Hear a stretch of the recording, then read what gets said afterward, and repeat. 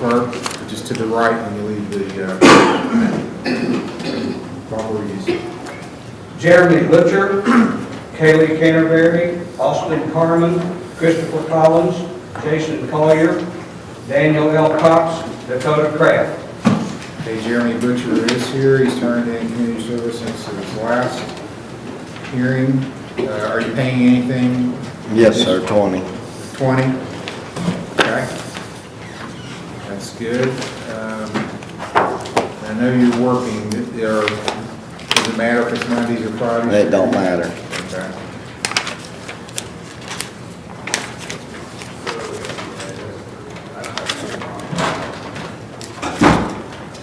I'm going to make your next one December the 16th, Thank you. 9 o'clock. Good job. December 16th, 9 a.m. Kayla Carterberry. Kayla Carterberry is here, 24-6-19.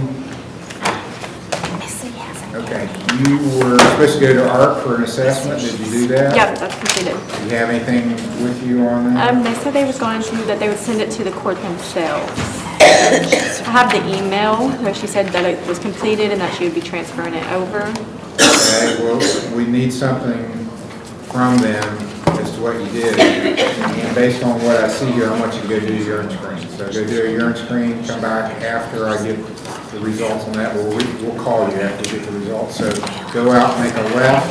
Okay. And someone will meet you in the lobby to get it done. Okay. Should be recalled after the urine screen. Austin Carmen, 22-254.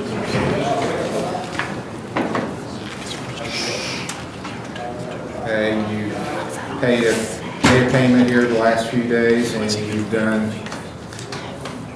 2 days of community service toward your fine. Okay, let's get this finished, and you don't have to come back again. I'll set you for December the 9th at 9 a.m. You've only got $150 left. Get it taken care of either by community service or paying, and you don't have to be here. Otherwise, you got to be here at 9 o'clock December 9th. All right. I need to check and see something about a hardship license. My license is suspended. And Well, you have to do that through the B&B. I mean, I didn't suspend it, so, I mean, if I gave you an active suspension, then I would look at it, but, it's suspended through one court, and I don't know which one it is. well, you can go to either Proctorville or Ironton branch offices of the B&B, and they should help you, walk you through that. All right. Okay, good luck. Christopher Collins, 24, 1976, and 17, 866. Okay, on the 17 case number, you still owe a little bit. You got a report from me? This is from Southern Hope. So he just recently started there on outpatient.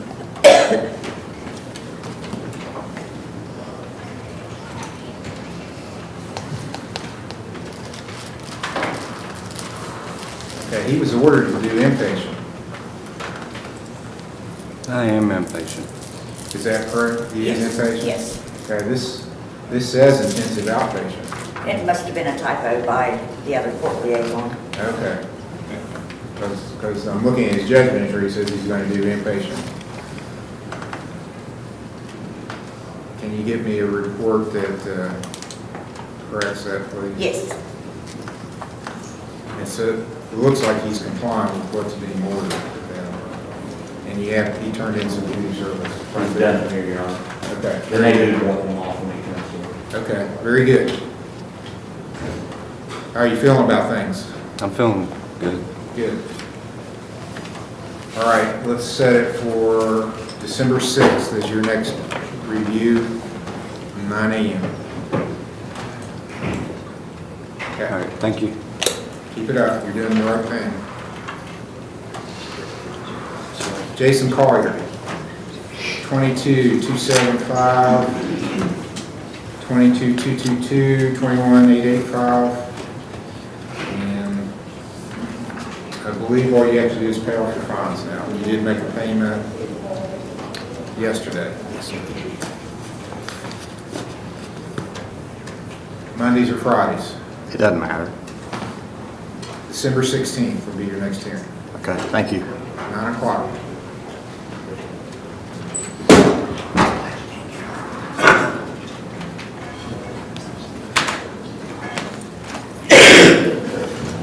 Daniel Cox is not here. 231103, 23495. Still has community service and fines to pay, so he's going to get a warrant for failure to appear today. The bench warrant issued.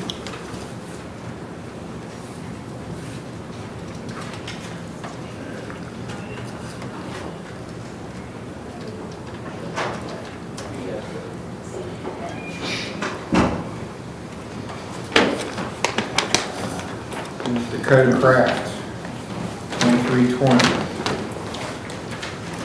Your Honor, Mr. Kraft was at community service this morning. He's in residential care. He is compliant with all services. All screens are good. He's holding a part-time job and paid all his fines. If we could have another court date. Is he doing community service in Ironton? He's doing community service with Bethesda. Okay.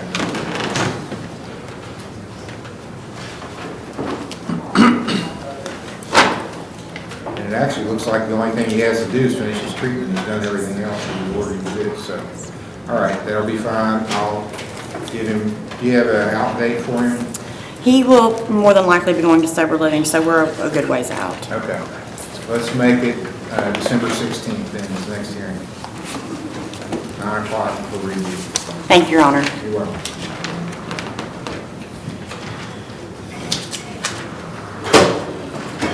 Brian Crawford, Ashley Hutt, Joshua Keaton, Elizabeth Monk, Raphael Sanders, Ben Smith.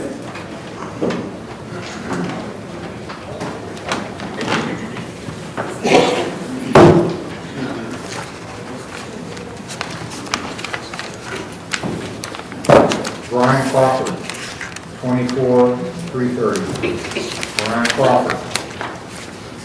He hasn't done anything on his case. He's called, has not appeared.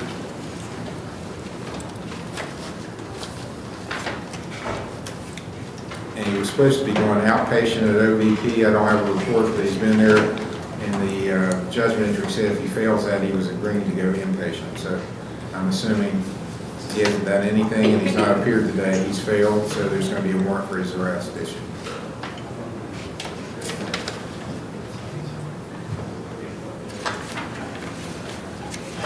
Ashley Huff, CRB 2724, 2758, and she's actually completed. She paid off all the court costs, so I'm going to mark her case as completed.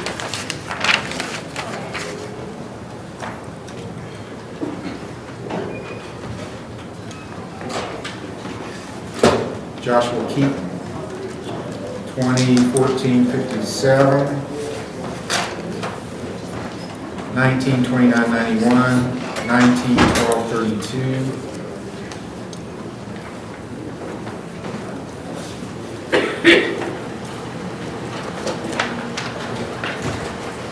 You turned in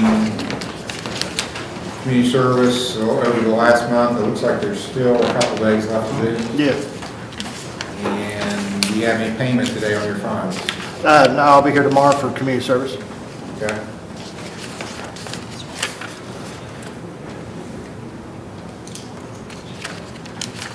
December 6th will be your next hearing at 9 o'clock.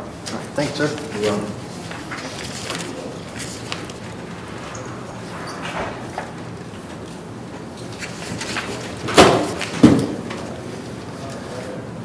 Elizabeth Monk. Elizabeth Monk is case numbers 2167 and 2867.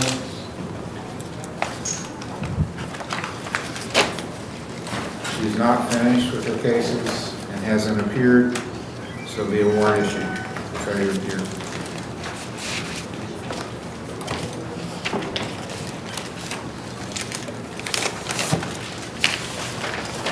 Raphael Sanders, 24620.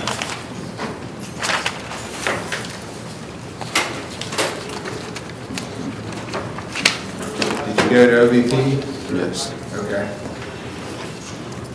So I would like to just double check that, because I spoke with them this morning and they said they didn't have anything for him, but if you could just give me a minute to kind of confirm, maybe they spelled his name wrong or I will do something. that. I want, need that back in the file, but I want you to see his last urine screen a month ago. So before Yeah. you- Yeah, I remember this, so, yeah, let me double check everything, okay?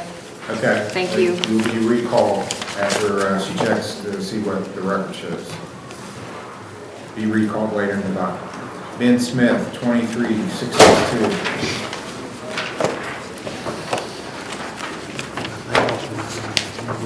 Is that Bethesda?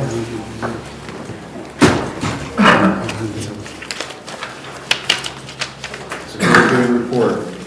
He's also gonna pay $100 on his fines today. Okay, wonderful. I'm showing you got just 4 days, 4 hours of community service left. That's what I just done. I turned it in just out here at the office a minute ago. This morning? It has been turned in, Your Honor. Okay, well, it wouldn't show up yet, so they are giving you a very good report on your treatment, so congratulations on that. Looks like there's still things you're working on. Yes, So sir. let's continue with that. You'll still have a little bit of fine left after you pay $100 today. Yeah, Won't be I much. was wondering how much it was. I'll get it next week or something. I'm showing 60, it'll be $60 left. after Okay. you make your payment. Okay, I'm going to set you for another review on December 16th. Good job. Thank you. Thank you, Your Honor. See the clerk, make your payment. We will. State of Ohio recalls Kayla Carterberry, case number CRB 24-619.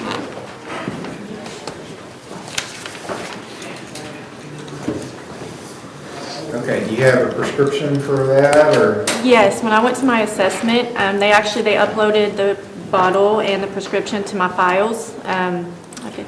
So it should be on my files through the ARC. I didn't bring it today because, like I said, they had put it in my charts on the assessment there. Okay. I need a report from them. Okay, I was showing her out there, I have where I got the email of completed the assessment and that they said they was going to be sending it to the Lawrence County judge if you wanted to see that for now. I don't. Okay. I want you, I'm putting it on you, not me. Okay, gotcha, I'll contact them. Look around, how many cases I got. I can't go through Gotcha, everybody's I'll contact email them and print them and, out. okay, So you go meet with your probation officer, you can email it to him, he can print it out. Okay. And then if he thinks it's sufficient, but you still have community service and fines to pay too. yes, I'm paying $50 before leaving today.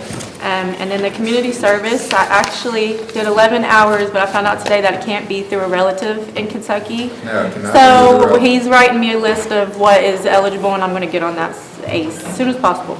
Okay. Meet with Mr. Major before you leave today. And Okay. I'll set your next review hearing for December 16th. Okay, thank 9 you. o'clock.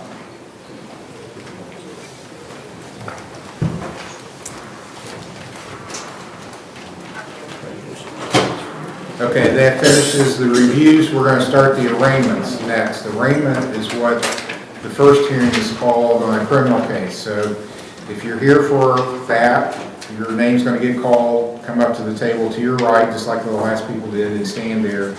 I'm going to go over the charges with you, and I'm going to explain your rights now as a defendant, and I'm happy to go over them again with you or answer other questions you may have. But you've probably heard this before if you've watched any criminal TV shows, because it comes from a very famous case, Arizona versus Miranda. You have the right to remain silent. You don't have to say anything. If you choose to make statements, what you say is on the record. It can be used against you. You have a right to have an attorney. You have a right to have one appointed if you can't afford one. You have a right to bail. You have a right to make the state prove any charge against you beyond a reasonable doubt. Those are the rights that all defendants have. If you enter a guilty plea or a no contest plea, you're waiving those rights. Don't waive your rights if you don't understand what's happening, if you're confused, if you don't know what to do, if you want a trial, if you want a lawyer to talk to. Don't enter a guilty plea to get it over with. Enter a not guilty plea. That's the safest plea you can enter. You can always change your plea later. Call the first case. State of Ohio versus Alicia M. Cado, case number CRB 24701.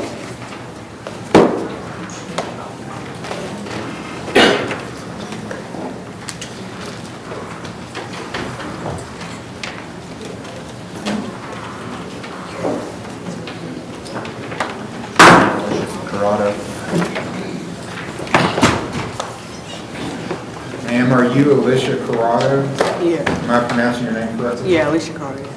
Ms. Cado, it's alleged that on October 30th in Windsor Township, you knowingly caused or tried to cause physical harm to Jasmine Green, and that Jasmine Green is either a member of your family or lives in your household. So the charge is domestic violence. It's a first-degree misdemeanor. Carries a maximum penalty of 6 months in jail and a $1,000 fine. Do you understand the charge? Yes, Do you understand the rights you have as a defendant? yes, How do you plead to this charge? not guilty. Do you want a lawyer appointed to represent you? A lawyer. Are you working? Yeah, What do you do? I work in Huntington for CSC. What's CSC? It's like security for the Marshall games. Is that a full-time job or just work? It's part-time. And what are you paid, by the hour? Yeah, How much? 11. So you're not working anything close to 40 hours a week, I don't think. Okay, you're eligible for court-appointed counsel. I'm going to appoint Mr. Stratton to represent you. Good morning.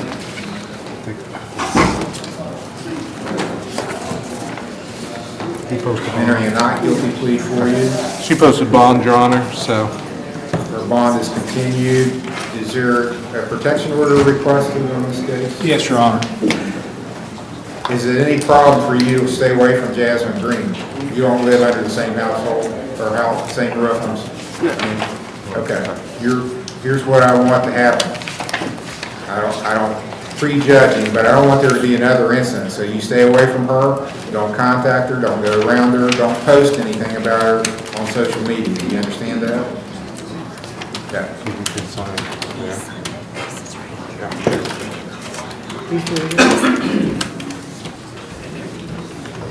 Okay. All right, Mr. Stratton, we're looking at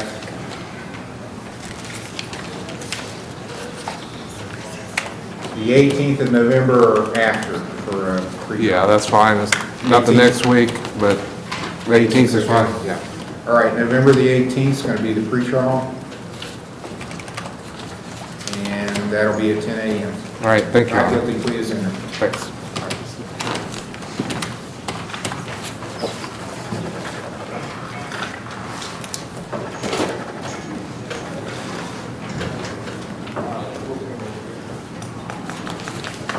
Good morning, Mr. Anderson. Morning, Judge, how are you? Good. State of Ohio versus Brian J. Burgess, case number CRA 23144.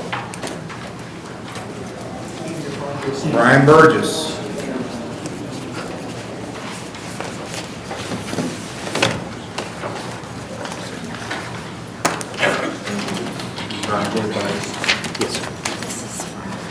Answer, you're Brian Burgess? Yes, sir. Mr. Burgess, it's alleged that at Fayette Township on February, this is an old case, February 17, 2023, you knowingly caused or tried to cause physical harm to Brandy Burgess, who's a family or household member, and that you've got a prior conviction. So that makes this a felony for domestic violence. Maximum penalty for that is 18 months in jail, $5,000 fine. And I'm assuming this is Brandy here. Do you understand this charge? Yes, sir. Do you understand your rights? Kind of. Do you have any questions about it? I mean, how do I go about, like, getting a lawyer and stuff like that? Well, that's going to be the next thing I was going to ask you about. We'll see what, if the state still wants to go forward with this.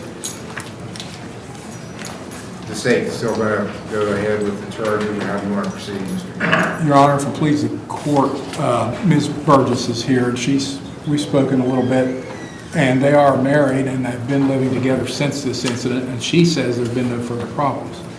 However, the allegation's pretty serious, even if it is old, and we want to make sure that there aren't further problems. Ms. Burgess does not want a protection order. Okay. But we would recommend, if Mr. Burgess is agreeable, to hold the case out for approximately 90 days, see if there are no further problems, and if there aren't, then we would be agreeable to dismiss the charges with payment of court costs at that time, if he's willing to do that. All right. Is that Yes, sir. something you're interested in, sir? Yes, sir. Okay. You want to do that without a lawyer? I haven't asked you if you want to Yeah, be I mean, court-appointed lawyer. yeah, I mean, we've been together ever since, and I changed everything. I mean, started going to church, just everything's been changed. Okay. But do you want to proceed without a lawyer? They're offering you without a lawyer a chance to continue for 3 months. If there's no further problems in those 3 months, they would dismiss it, but they want you to pay the court costs. Yes, Is that that's something fine. you're agreeable with? Yes, Okay, and you're agreeable with doing that without having a lawyer represent you? yes. Okay. Now, one thing you need to understand, I know you're not a lawyer, but I want to make sure you do understand this. You have a right to make the state bring your case to trial within a certain time frame. It's called speedy trial rights. And this, out of necessity, because we're going to wait 3 months, you're in effect waiving those speedy trial rights because you're saying, I'm good with the case just sitting there for 3 months, and it's going to be dismissed at that time frame. You could say, no, I want a trial right away, and they would have to bring you to trial within the rules. No, I'm good. I mean, Okay. All right, so we're going to go about 3 months out. So that's going to be in February. Let's set it for February the 3rd. 25. It'll be a preliminary hearing at 10 o'clock. And if there's no further problems and you pay the court costs by then, the case is going to get dismissed. okay, how do I, How would you pay them? You can pay them here at the clerk. You can go online and pay them. We have a website for the court. okay. And you say February 3rd, February 2025? 3rd at 10 o'clock. Okay, And Your Honor, we'll need him to sign a time waiver. You're going to sign a piece of paper that says what we just talked about, you're waiving your time constraints. You Okay. understand that? yes, sir. Okay. Sign that with the prosecutor before you leave, and then hopefully things go well, no further problems, and your case will get dismissed when you pay the court costs, which will be $125. Right here. $125.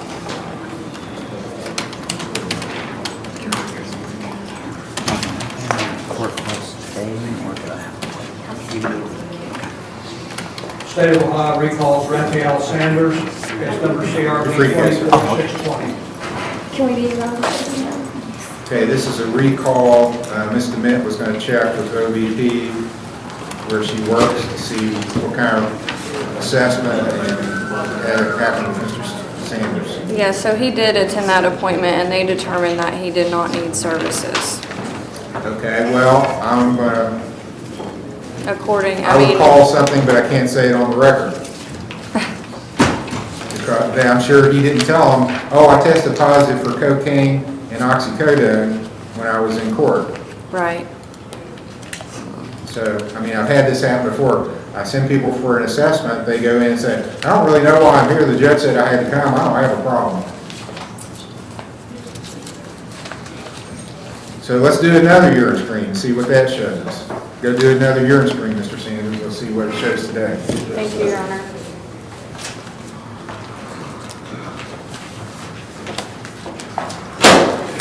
State of Ohio versus Jason M Clayborn, or Jason Clayborn, case number CRB 24650.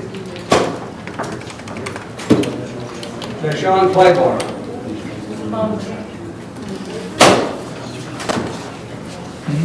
Clayborn has been called for, it's 24650 is the case number. It's an animal charge, abandoning an animal. I did it. I can't remember. Was served with, Jason Clayborn. okay, there's actually not good service. It says a copy of, he is here. Well, he needs to come in court.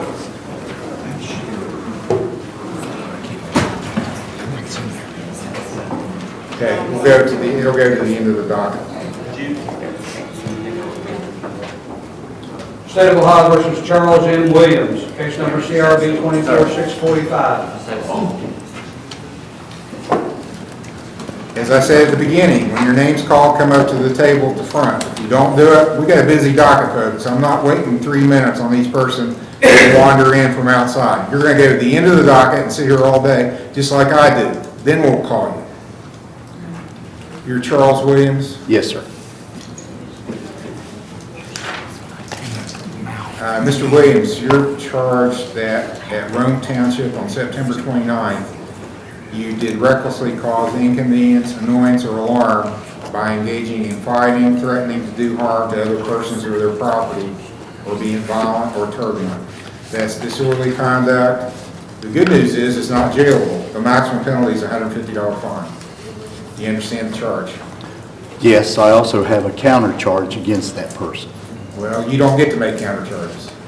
I'm the one that made the charge in the first place. Unless the state does it. Well, there were two men involved. Mr. Williams was one of them. The other one was Mr., I guess you pronounce it Mao, M-A-U-E. He's similarly charged, and I think he's on the docket this morning also. Okay, well, we have the paperwork. We don't have it yet.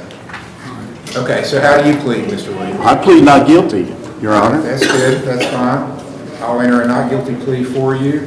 You're welcome to have an attorney if you want one, but I can't appoint one for you because you're not in danger of losing your liberty. I don't need an attorney.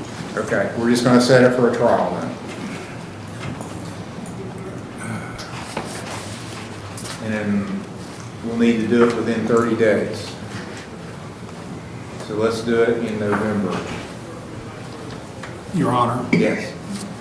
the other fellow that was charged, it was two gentlemen that got into it in the parking lot of Walmart or something, This is Kroger.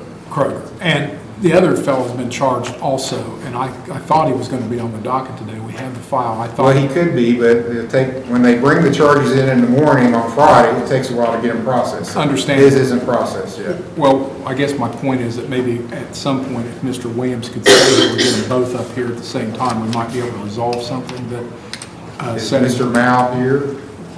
Well, I assume he's going to be here, but I don't guess he's here. Well, I'm calling for him. Is he here? Mr. Mao? I don't see him here. I was going to set it for a trial, November the 15th at noon. Thank you. He can sign a $500 signature bond. Your Honor, Yeah. is there any way I can find out if the parking lot camera was working, or has that been distributed as evidence in this case? There's a way you can ask, I mean, I know you're not a lawyer, but there is discovery. You can ask the state to provide you what evidence they have. You can go to Kroger and ask them. I mean, you're going to be representing yourself. That's what a lawyer would do. They would contact Kroger and say, you got a film that we can get a hold of? Sergeant Easterling was supposed to have gotten that and had it ready here. Okay, well. And I don't see Sergeant Easterling. You can talk to the prosecutor about that, sir. You have a right to discover it. All right. Find out what evidence they do have. Thank you. You're welcome. November the 5th. State of Ohio versus Timothy Howard, case number TRC 242216, A and B. Timothy Howard.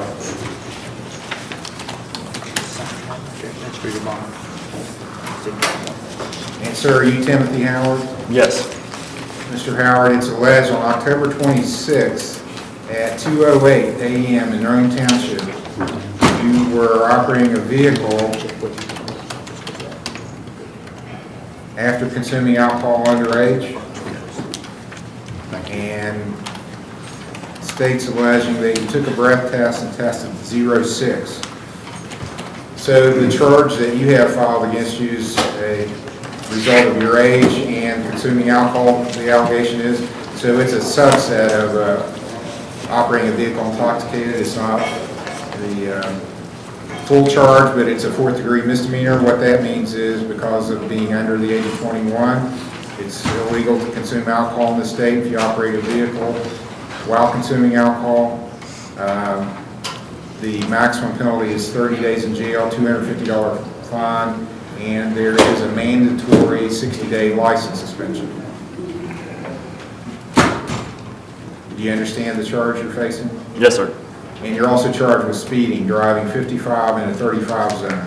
That's a minor misdemeanor, maximum penalty is $150 fine. Do you understand your rights you have? Yes, sir. How do you wish to plead to these charges? Not guilty. Do you wish to be considered for a court-appointed lawyer? Yes. Do you have a job? Yes. What do you do? I work for Galley Rural Water in God Plus, Ohio. Are you paid by the hour? Yes. How much per hour? $20. Do you have children? No, I do not. Are you working full-time? Yes, sir. Okay, you make too much money, then you have to hire your own lawyer. Okay. How much time do you think you need to do that? 2 weeks, Your Honor. Okay, well, it's going to be longer than that anyway, so. Okay. Well, this is a fourth-degree misdemeanor, so we need to probably set it pretty quick. The timeframes for getting into court depend on what level of offense you're charged with. So 2 weeks from today is really bad. Let's set it for the 12th, November the 12th. That's a little more than 2 weeks out. So November the 12th is going to be your next hearing. It'll be a pre-trial. I'm putting down that you will hire a lawyer.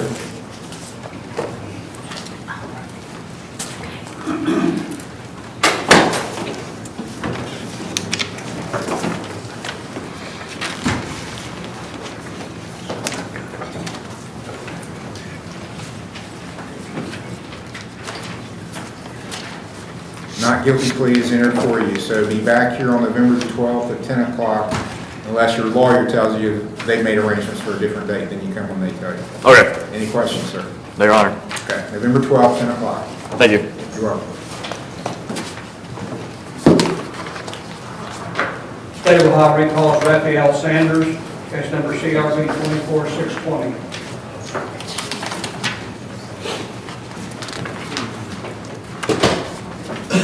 Okay, well, it's better than last time, but there's still something showing up in your urine. Can I say why? Oxycodone. I've had 4 teeth pulled and they gave me medication for it. That's the only reason why it's still in my system. Okay, I still want you, where'd Brianna go?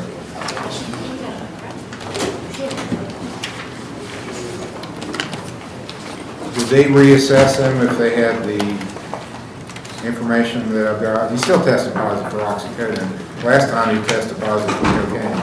Yeah, I know. I can have them redo the assessment for sure, yeah. Okay, we're gonna try it again. You gotta be honest this time. I mean, I just told you why. I just had 4 I'm talking teeth. about last time, September, you tested, no doctor's prescribing you cocaine, right? No, all right. No, sir. And you didn't tell OBP you had tested for cocaine when you came into court last time, did you? No, sir. Okay. You gotta tell them this time. All right. Or, I mean, you got 30 days in jail over your head. I can give you 30 days in jail. There's not gonna be anything you can do about it. So, go do what you're supposed to, do what I'm telling you, be honest in your assessment. And here's the other thing. If you're doing, obviously, if you're doing cocaine, you're doing street drugs. Anything you get off the street right now could have fentanyl in it. It's like playing Russian roulette. Any street drug, even a pill. Somebody hands you a pill and says it's oxycodone. You don't know it's oxycodone. It could be fake. It could be fentanyl. And that's taking people out. You're a young guy. You can live a long time, but you're not going to live a long time if you're doing street drugs. That's just a fact. So use this as an opportunity to get clean, man. Don't look at it as just a pain. It's an opportunity for you to straighten your life out and do what you're supposed to do. Get clean. Okay, I'm going to see you back. Let's make it the 25th of November. Can you repeat that one more time, Your Honor? November 25th. Thank you.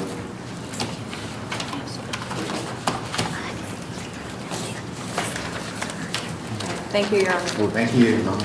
And you'll coordinate with him getting back in? Yes, I'll take care Talk of to it now. Brianna and make sure she'll get you a date when you gotta go back to ODP. State of Ohio versus Mel Sosa, case number TRC 23400. John, Mr. McCown said he is on Zoom. Mr. Sosa is. All right, we need Mr. McCown. Good morning, Your Honor. Good morning. It's my understanding that there is a warrant that's been outstanding since December of '23, and he wants to get that resolved. That's correct, Your Honor. And Your Honor, my understanding is he's supposed to be online with an interpreter there, a friend who's serving as an interpreter. Okay, looks like Mr. Sosa is appearing by teleconference. Is that you, Mr. Sosa? Can you hear me, sir? He's got his microphone muted.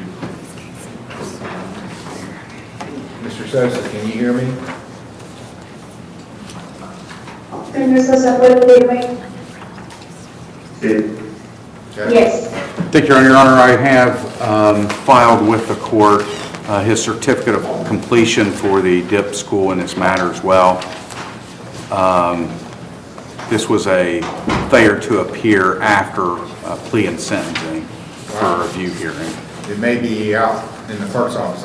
It's not in the file. I apologize. I'm just giving I'll it to take them the to word do for it. it, but I don't see it. I have a copy here, Your Honor, as well. Where did he do that? Your Honor, it was done at Lawrence County Recovery. Oh, okay. So,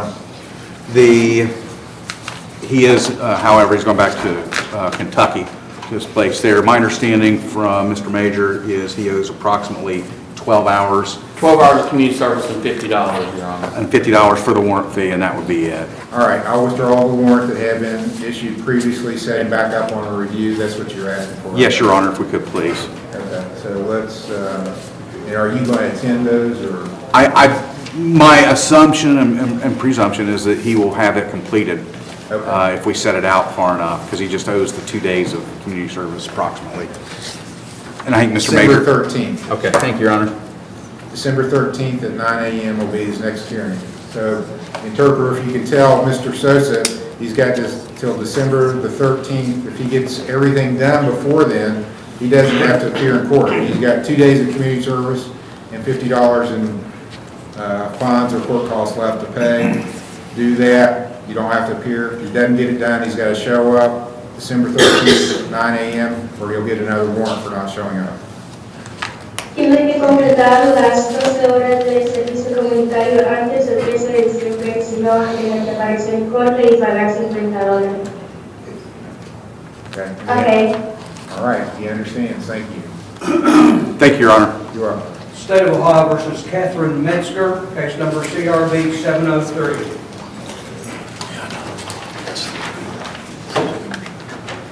Ma'am, are you Catherine Metzger? Yes. The bailiff's going to hand you a copy of the charge. It's case number 24703, and it's a domestic violence complaint. It alleges that at Perry Township on October 31st, you knowingly caused or tried to cause physical harm to Brandon Jackson. That Mr. Jackson's either a member of your family or lives in your household. So that's a first-degree misdemeanor, maximum penalty is 6 months in jail, $1,000 fine. Do you understand the charge? Yes. Do you understand your rights? Yes. How do you plead to this charge? Not guilty. Do you wish to have a lawyer appointed? No, Your Honor. Going to hire your own? Yeah. Okay. It's probably going to be November the 18th or after for your next hearing. Is that sufficient time for you to get a lawyer? Yes.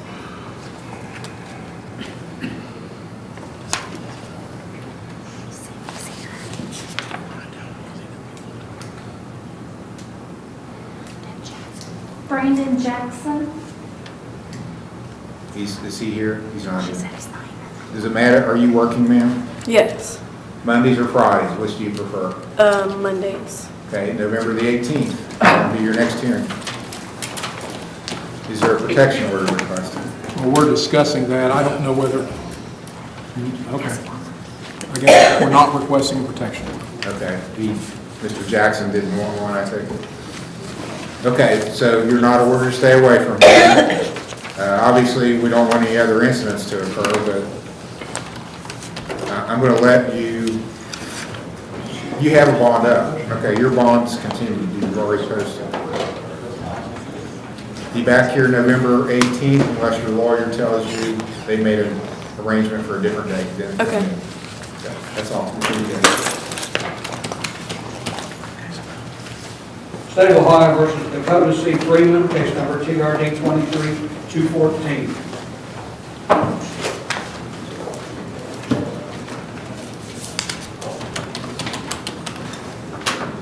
Sir, you're Dakota Freeman? Yes, sir. All right, Mr. Freeman, and I think you have a bond up, don't you? Yes, you do. Mr. Sowers contacted you? Yes, He sir. texted me this morning and said you were coming in. Yes, sir. This is on, this is on a driving under suspension. I was giving you some time to try to get Yes. your license back, and it looks like you missed a hearing. Monday, I called in Monday, I called in last Thursday, and they said something about, that thing. And when I called in Monday to let them know that I was going to be on that, they told me that I had to be approved by a lawyer or whatever, that it was bogus, pretty much. What? When I called Thursday, I told them that I was doing storm duty in North Carolina, that I wouldn't be able to come back Monday. Well, they said something about, what is that called? Zoom? They I said told you that you could appear by teleconference. yes, and then when I called Monday, they told me it had to be approved. Okay. That I needed. Well, you're here today. Yes, sir. You got a bond up, so I'll cancel the warrant. Actually, I don't think it got entered yet, or it might have been, since he has a bond up, it probably did. Okay, so when you don't show up and you got a bond, Mr. Sowers, who Yes, sir. does most of the bonds here, is going to be after. Yes, sir. Yes, So sir. if you don't want to go to jail, Yes, you sir. got to show up when you're ordered to. Okay, so what's going on with your driver's license? I'm like $200 away from paying off Athalia, and now Gallipolis is throwing some kind of curveball, so I have to pay that. Well, look, this case has been pending for I a know. long time. I know. I'm trying my hardest. Well, I think if you tried your hardest, you would have been reinstated by now.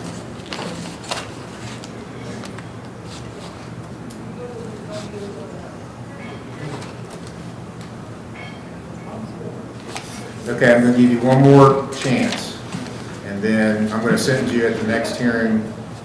No excuses. Okay. So let's make it right before Christmas. Okay. You get your license by then, or you're going to get sentenced. And let's see what it is. You did have proof of insurance, so that's good. You won't get an automatic license suspension when you get a sentence. Let's make it December 23rd. No excuses, no continuances. Thank you. And if you don't show up, who's going to be after you? Gary. Yep. Thank you. So you got to show up either way. Even if you don't get your license back, show up. Yes, sir.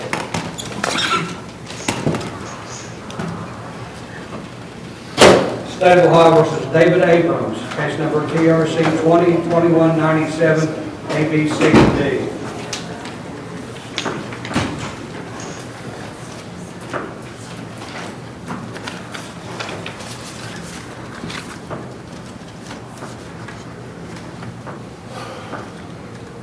Okay, this was set for a review hearing on the 24th. Yeah, I was on vacation and I tried to call to do the Zoom, but where our time, where I was so far west, the time was different and they said court was over, so. And then I tried as soon as I got back to get here and I couldn't get here because I had a doctor's appointment that morning. But I got here as soon as possible. It was rough walking around with a warrant. It was rough what? Being with a warrant again. I haven't yeah. been like that in a long time. I agree with you Yes. on that. I mean, most of our folks act like it's no big deal. It would scare me to death to have a warrant. sure. Okay, I'll accept this letter from OVP. You've done your community service, and you've done actually some extra toward your fine. You just have to pay off your fine. You did make a payment today. Yes, sir. Okay, so good job. I'll withdraw the warrant, reinstate you to review hearings. And we'll set your next review hearing for December 2nd. Is that Friday? That is a Monday. You prefer Friday? Yeah. December 6th. December 6th is a Friday, 9 a.m. Thank you. Back to the old cell. Okay. We need to arrange. All right, we've got some arraignments we're going to do here in person. State of Ohio versus Joshua Collins, case number CRA 24699, CRA 24684, CRB 24689, CRB 24688, CRB 24682.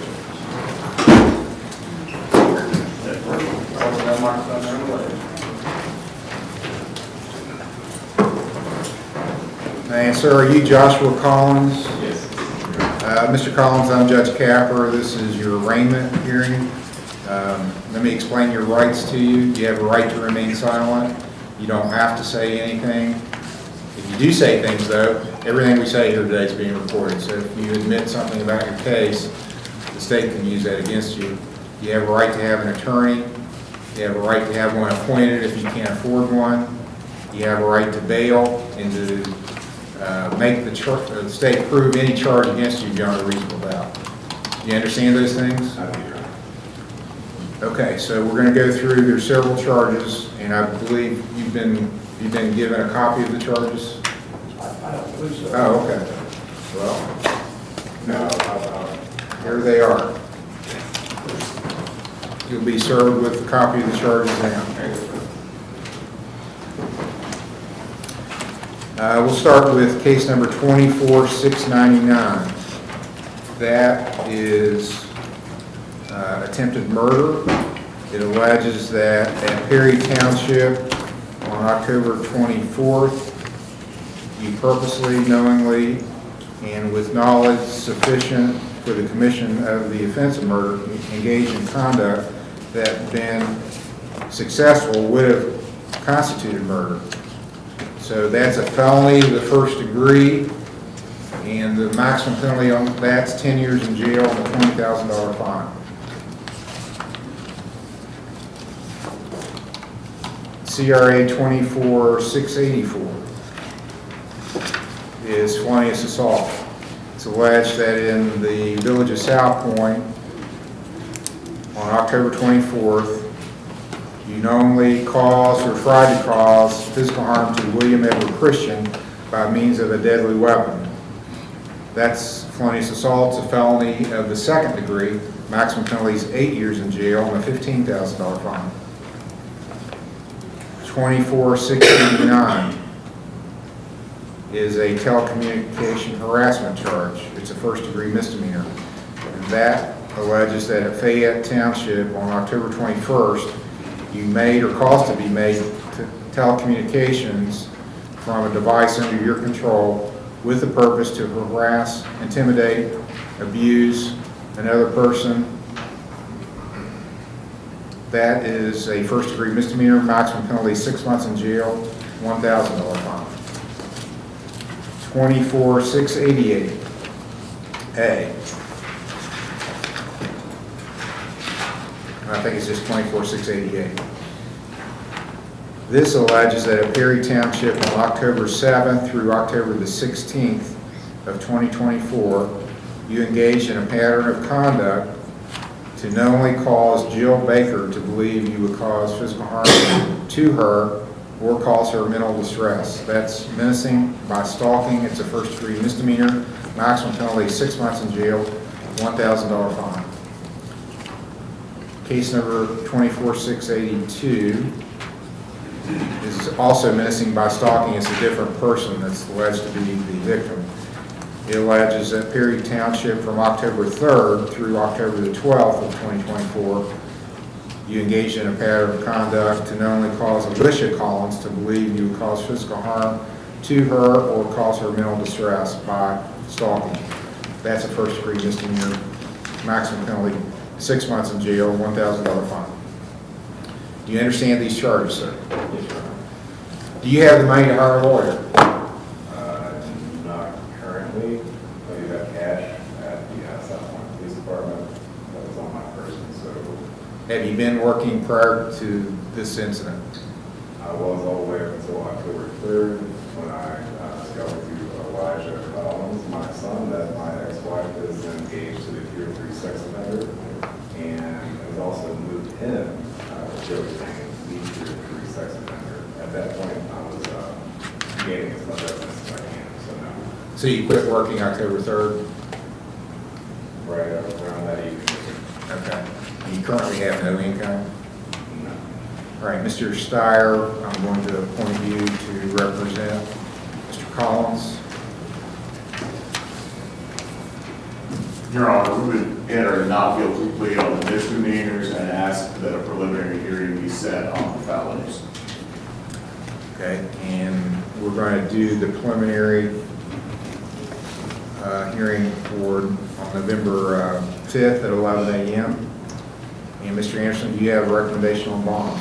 Yes, Your Honor. First, I would ask that the defendant be advised on the attempted murder charge that carries a penalty of, under the Reagan-Tokes Act, of 11 to 16 and a half. Okay. And on the felonious assault, also under the Reagan-Tokes Act, it carries 8 to 12. So there's possibility for indefinite sentences on those two sentences. In addition, we would request a $2 million bond be issued. Mr. Collins does not have a prior criminal history, although this incident took place in a school, and in order to protect the public, we would ask for a $2 million bond. We will be prepared to present evidence on Tuesday. Mr. Steyer. Your Honor, I haven't had a chance to speak to my client yet. I suspect that a $2 million bond is outside his capacity to meet. However, I'm speaking about whether there is a bond he could meet that we might address. I'm going to reserve the issue of bond to be dealt with another time. Okay, do you want to do that later today, or do you want to wait till Tuesday? Or they're going to take him immediately back. I mean, I can let you speak with him in the If witness. I have time to talk to him, I may want to get a recall or I may not. Okay, I'm going to provisionally set the bond at $2 million with ankle monitor. And if you want a further hearing on that, then you can let the bailiff know, otherwise that will be the bond. Anything further, Mr. Anderson? Yes, Your Honor. We ask for a protection order from William Christian, Jill Baker, and Alicia Collins. Okay, there'll be TPOs also for those people listed in the complaints as victims. All set November the 5th at 11 a.m. for a preliminary hearing. So I'm going to let Mr. Steyer speak with Mr. Collins here at the court, and then if you would can you stick around for a little bit? Yes, Your Honor. If you would at least consult with Mr. Anderson, let him know and the bailiff know if you want to recall, so that he doesn't have to wait indefinitely. Okay, I think that's all for now. Thank you.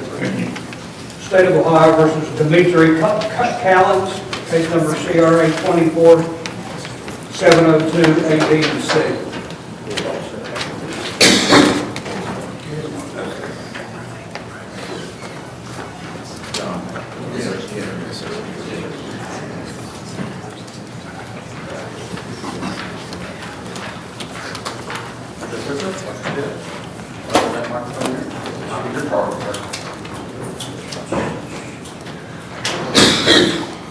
Sir, are you Demitri Callan? Mr. Callan, I'm Judge Capper. This is what's called your arraignment hearing. So I'm going to go over charges that have been filed against you, and we're going to talk about that. Everything, though, that you say here today, sir, if you would look at me, I want you to listen to what I'm telling you because it's all important stuff. You have a right to remain silent. You don't have to say anything. The things you do say is on the record. So if you admit something about your cases, the state can use it against you. You have a right to have an attorney, to have one appointed if you can't afford one. You have a right to have bail and to make the state prove these charges beyond a reasonable doubt. You understand those things? Yes? Okay. See, there's felonious assault charges here, what do you believe the maximum penalty is on these misdemeanors? Your Honor, it is 8 to 12 on each. 8 to 12. And those could be run consecutive as there are separate victims in each case. All right, thank you. All right, Mr. Callan, I'm going to go over the charges filed against you. You should have a copy of them in your possession now. 702A alleges that Union Township on October the 30th, yeah, don't put that on the microphone.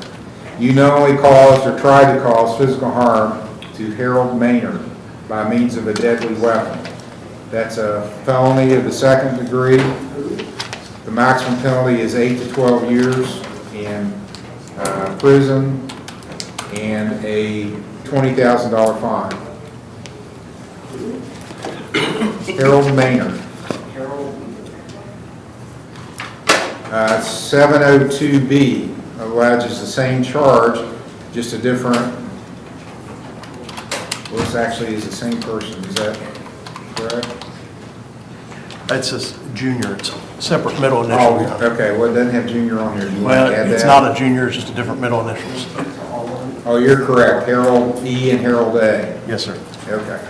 So the second charge is that on October 30th, Union Township, you attempted to cause serious physical harm to Harold A. Maynard. So the first one was Harold E. Maynard.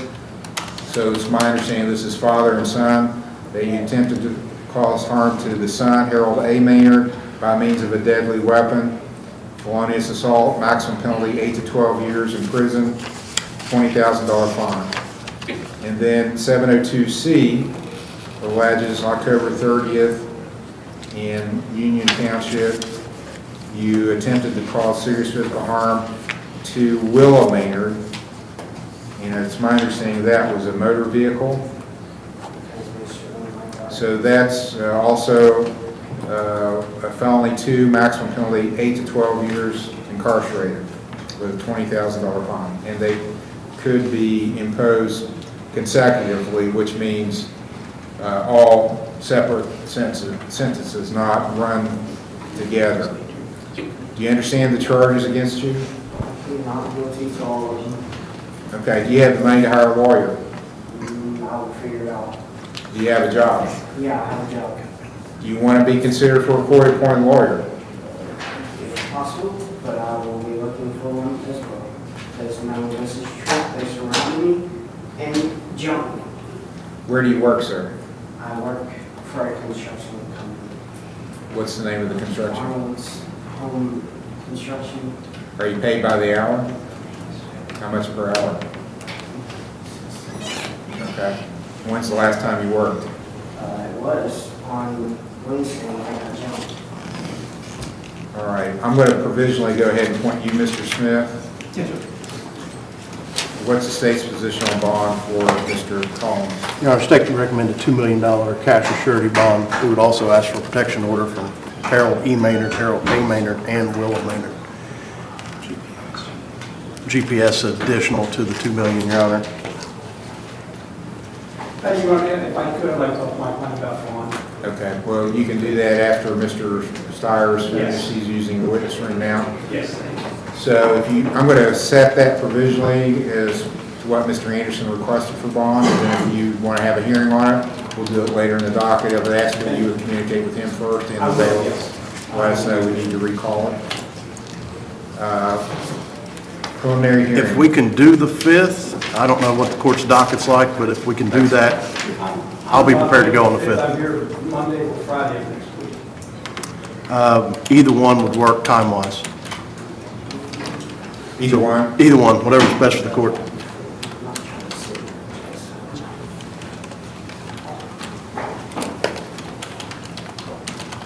Well, it's actually going to be,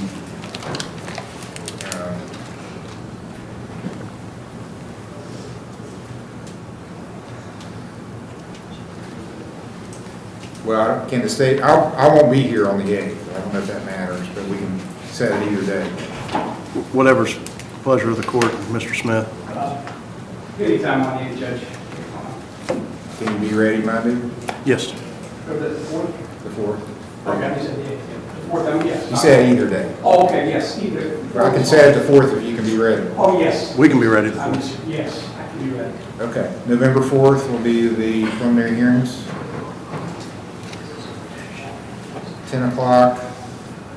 I'm going to recall this only if you want a further hearing, Mr. Smith. I'm sorry, what was that? I'm only going to recall this if you want a further Yes, hearing. thank you. I will. Please let the bailiff or Mr. I will Anderson let the know. bailiff know, and I'll let Mr. Anderson know for our last week. Thank you. Thank you, Judge. You're welcome. You're on the record, sorry, free trials. Okay, we're going to start the pretrial docket now.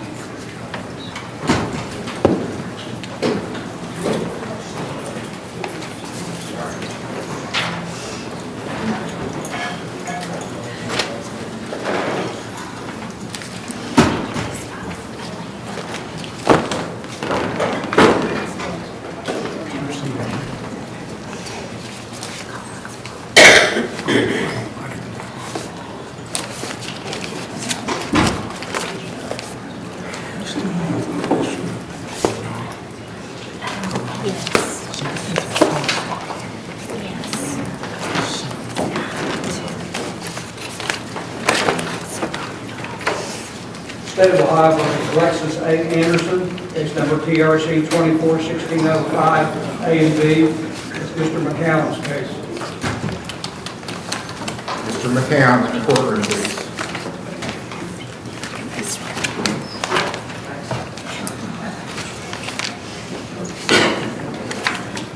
Apologize, Your Honor. Set for pretrial. Yes, Your Honor, may we approach briefly? Yes.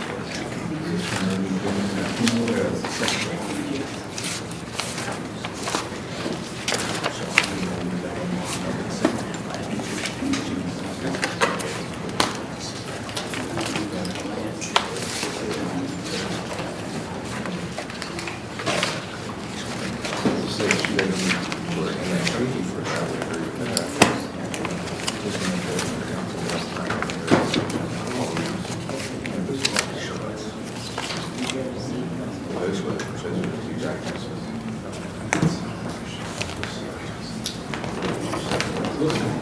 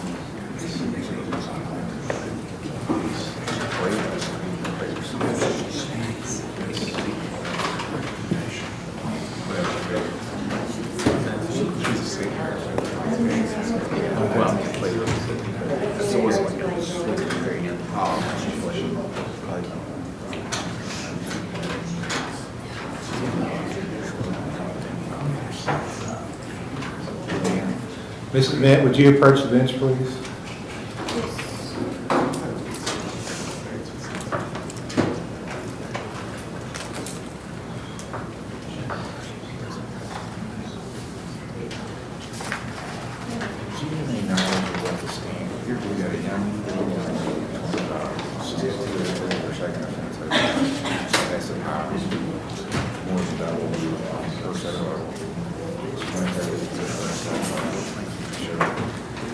It looks to me like you're setting her up for alcohol and she's testing. What kind of racial we should be looking at? Any idea what that is?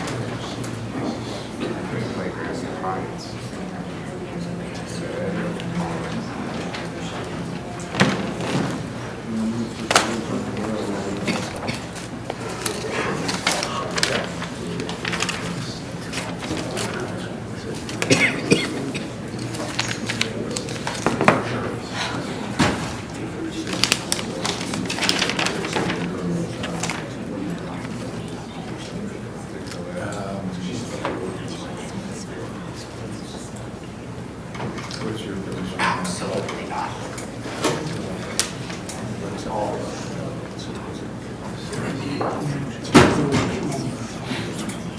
Please,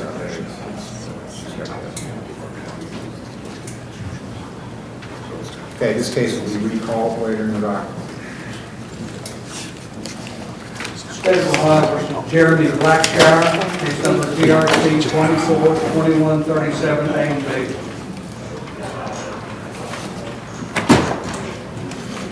Mr. McCown's case set for pre-trial.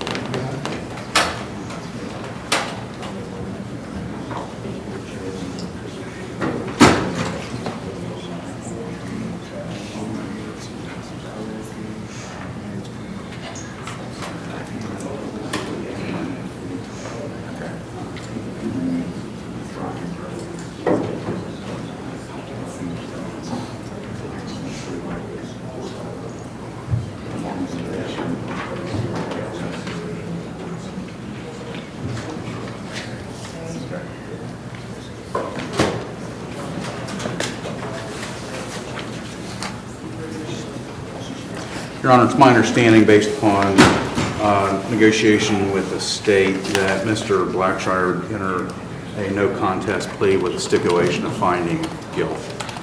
Is that correct, Mr. Blackshire? Yes, sir. Do you have any statement you wish to make before sentencing? Just, I messed up and I apologize, so.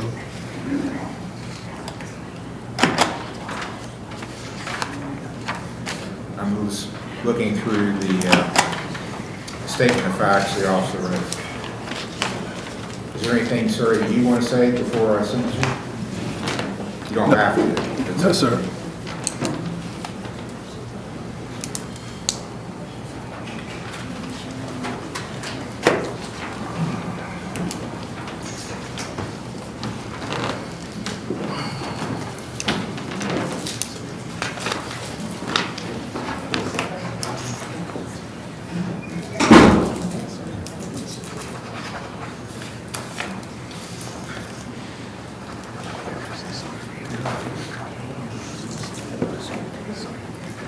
Anything from the state on recommendation for sentencing? Your Honor, we would request a suspended jail sentence and the opportunity for Mr. Blackshire to attend the 3-day driving school. We would not take a position on fines. We'd ask for a 6-month driver's license suspension, but we don't oppose if that supersedes the administrative suspension that was put in place on his refusal. Mr. Count. Your Honor, that's my understanding. All right. That's the first. Okay, there was a refusal, and it looks to be a legitimate refusal, so I'm going to impose a $1,000 fine. Order you to pay the court costs. 6-month license suspension, that starts the date of the offense, October 12th. 20 days in jail, I'll suspend all 20 days. On the conditions you do 30 hours of community service and also attend and complete a driver intervention program. There is one now in Lawrence County, but you don't have to go, you can go to that one, but you can go to any one that's approved by the state. And there's others out there. Some are cheaper. But you have, if you go to another one other than the one here in the county, you have to get the proof filed with the court. Level 4 probation for 2 years. Review hearing is May 2nd. So you've got till May 2nd to get everything done. If you get everything done you're ordered to do, you don't have to show up for the review hearing. If you don't get it done, you got to show up. If you don't show up, you got stuff left to do, you get a warrant for not attending. So I don't want you to go to jail. That's a way you can go to jail. Just don't finish what you're supposed to and then don't come to the review hearing. He also had a lane violation. I believe that's correct, Your Honor. $10 fine on that. Any questions, Mr. Blackshire? So you'll need to see Mr. Major, who's going to be your probation officer. His office is to the left as you go out in the lobby. And I don't think there's anyone here from the local dip school. Sometimes they are here, but I don't see anybody here. So you need to make arrangements to get that finished. They are here. They are here. So. In the back, okay. Raise your hand. They'll come out with you and talk to you out in the lobby. Any questions, sir? No, sir. Okay. May 2nd is your next hearing, 9 a.m. Your Honor, that was a $10 fine on the B case. It was.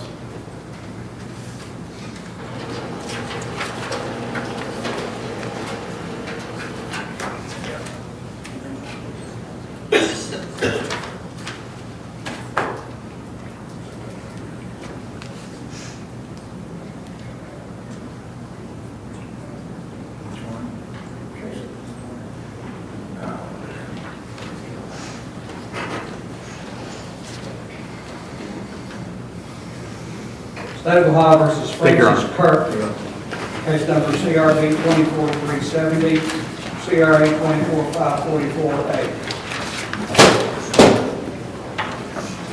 This is Mr. Stratton's case, set for pretrial. Yes, great.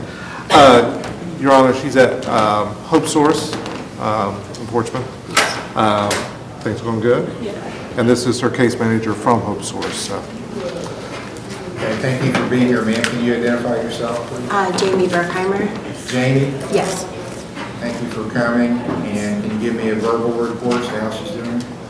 She's done very well since she got there. She's adjusting well. She gets up in the mornings, takes her medication, goes to group all day.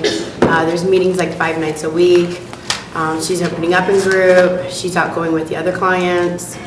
She's had I don't believe, any write-ups or anything like that since she got there. Okay, very good. How do you feel about things, Ms. Kirk? I feel like if I stay in this rehab, like like this time, like me going to rehab, like I feel like I can do it, you know, like I have more hope and faith that I can complete it and stay sober and everything. Okay, very good. Day by day, you just gotta Yeah. work each day. One at a time. Chip away each day. Mr. Hill. Well, we're okay with continuing her treatment. We're glad that she's making some progress. At some point, we're going to have to take a look at how these cases are going to be resolved. I know for one thing, there's a theft charge from Yeah, Your Honor, this Walmart. was our first time back with her being at Hope Source. She just was released. If you remember, she went to ABH and then back to jail, then to Hope Source, so. Okay, let's look at about a month out to come back. Okay. And maybe then we can get a better idea of how you're going to deal with the legal issues. Yes. December 2nd? Yes, that'll work. December 2nd is going to be the next hearing. Ms. Kirk, congratulations. I think you're on the right track. Keep working. Thank you, Your Honor. Thank you, Your Honor. You're welcome. May I approach for a moment, Your Honor? Yes. Yeah.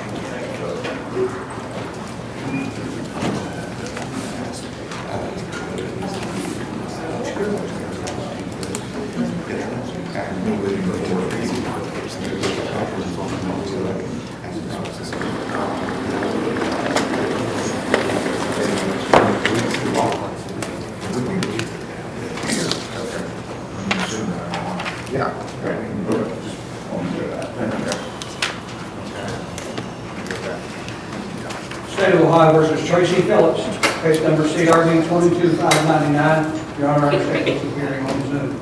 Yeah, Your Honor, he's in the middle there, Mr. Phillips. He had some transportation issues today. I said, at the very least, get on video with the court, so he does appear by video. We just need to set this one for a trial, Your Honor. Okay. Your Honor, if I may, this is a alleged theft charge from Walmart that goes back to 2022. So we are unable to secure the evidence necessary at this point to prove this case. So you're going to annihilate it? We're going to have to. Case is annihilated due to evidence being sealed. Okay, Mr. Phillips, your case is dismissed. Thank you, Your Honor. You're welcome. Thank you. You have a good day. Thank you. Thank you. State of Ohio versus Otis L. Sexton, case number CRB 24539 A and B. Otis Sexton. Is Mr. Stratton's case also set for pretrial? Your Honor, I thought they were going to appear by video. He's at River City Correctional. I think that's what it's called. They call it River City. It's like a star type program. But he's not on video. Oh, there's also a co-defendant, but it doesn't sound like anything's happening on this at the moment. Okay. Denise Sexton. Denise Sexton? Denise Sexton is a co-defendant, but again. That's your client? Hey, that's my client, but if you're not ready to do Mr. Sexton, maybe deal with both at the same time. Your Honor, can we recall this so I can see why they're not on? Okay. Yeah. Otis and Denise Sexton will be recalled later. Right, thank you. State of Ohio versus Austin Hawthorne, case number CRB 2358, CRA 2357, CRB 2843, CRC 191305 A and B, CRB 19393. This is Mr.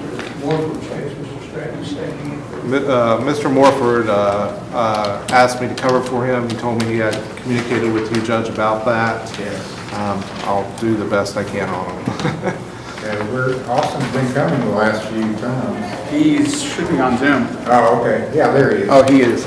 He's still at the counseling center. Yep, still doing well. Okay, very good. Got your report, since you're doing well. Looks like your stuff still being worked on though, so he's where he needs to be. Absolutely. So we'll just set it for another date, Your Honor? Okay, your attorney, Mr. Hawthorne, Mr. Morford is sick today, so he's not here.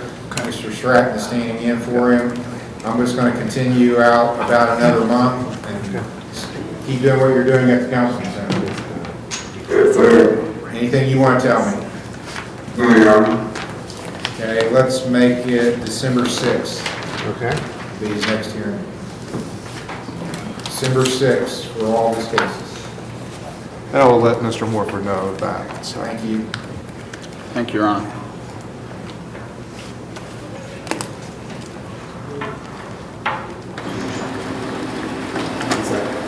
Yes.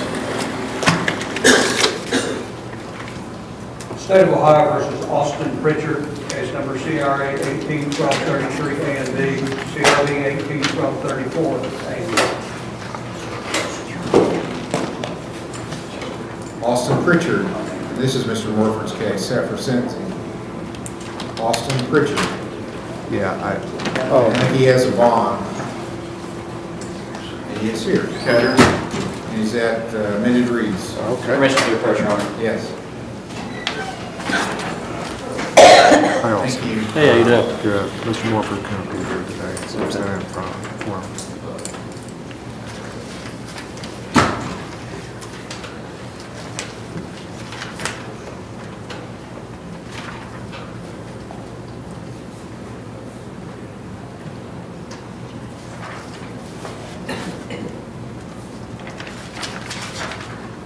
Okay. Sounds like you're making progress. Either the type has gotten smaller or my eyes are getting worse. It's type's gotten smaller. It's pretty hard to read, but I can read it. And, I mean, I like this. This is actually something, you know, I'm getting pretty old, so this is easier for me to do. But when I was younger, it was harder. Consumer reports that he is working on not getting angry as much, and when he does feel angry, he's working on removing himself from the situation of county lieutenant. It's part of getting more mature, I think, so Yeah. Congratulations on that.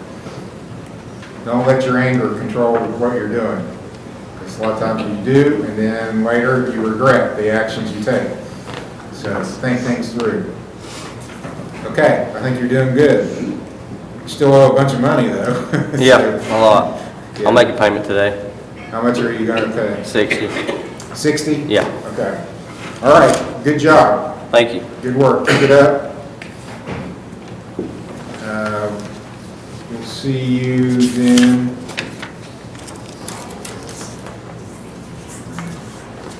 Let's make it December 13th.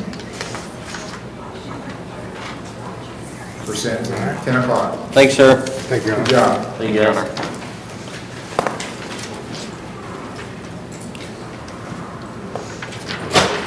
State of Ohio versus Dale M. Thompson, case number CRB 24-299. Your Honor,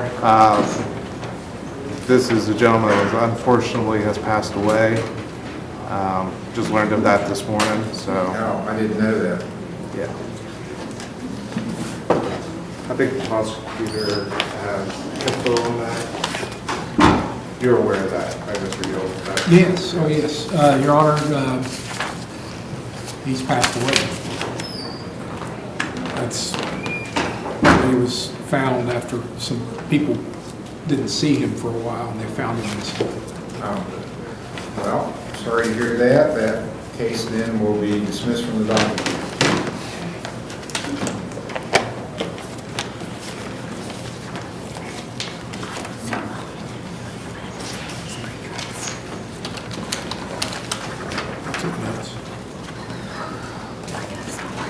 State of Ohio versus Michelle Sturgill, case number CRB 24-589.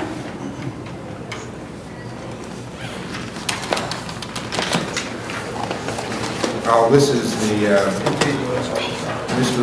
Morford had filed a motion asking that the trial had been set for this coming Monday, and he asked that it be continued for Monday, or said that there hadn't been discovery furnished yet. So what's the state's position on that? My state stating that correctly, Mr. Stratton, to your knowledge? You probably don't. Yeah, I don't know too much about it, Your Honor.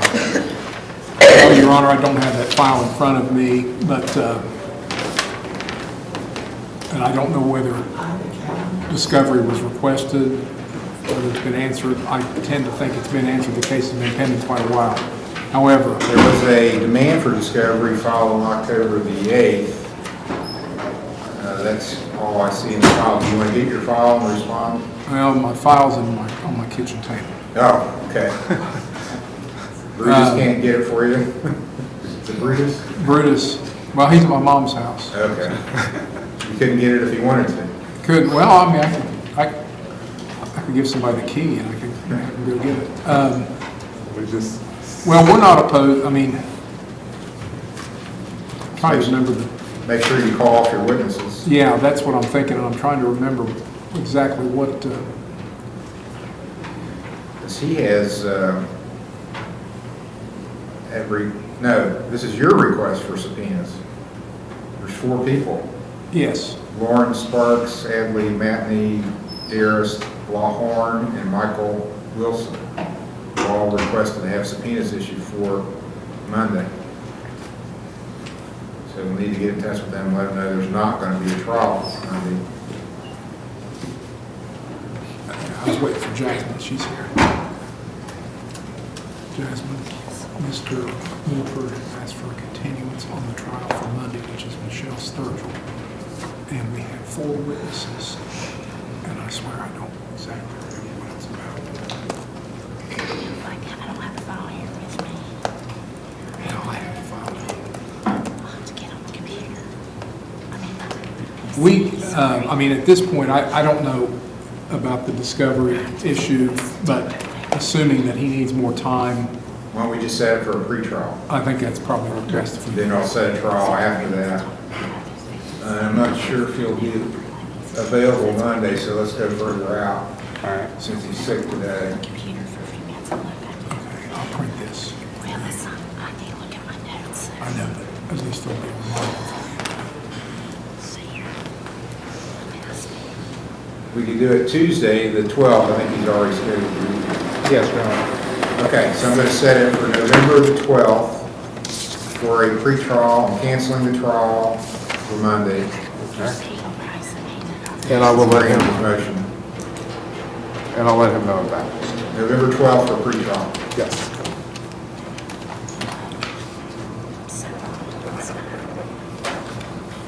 State of Ohio recalls Lexus Anderson, case number PRC 241605, A and B.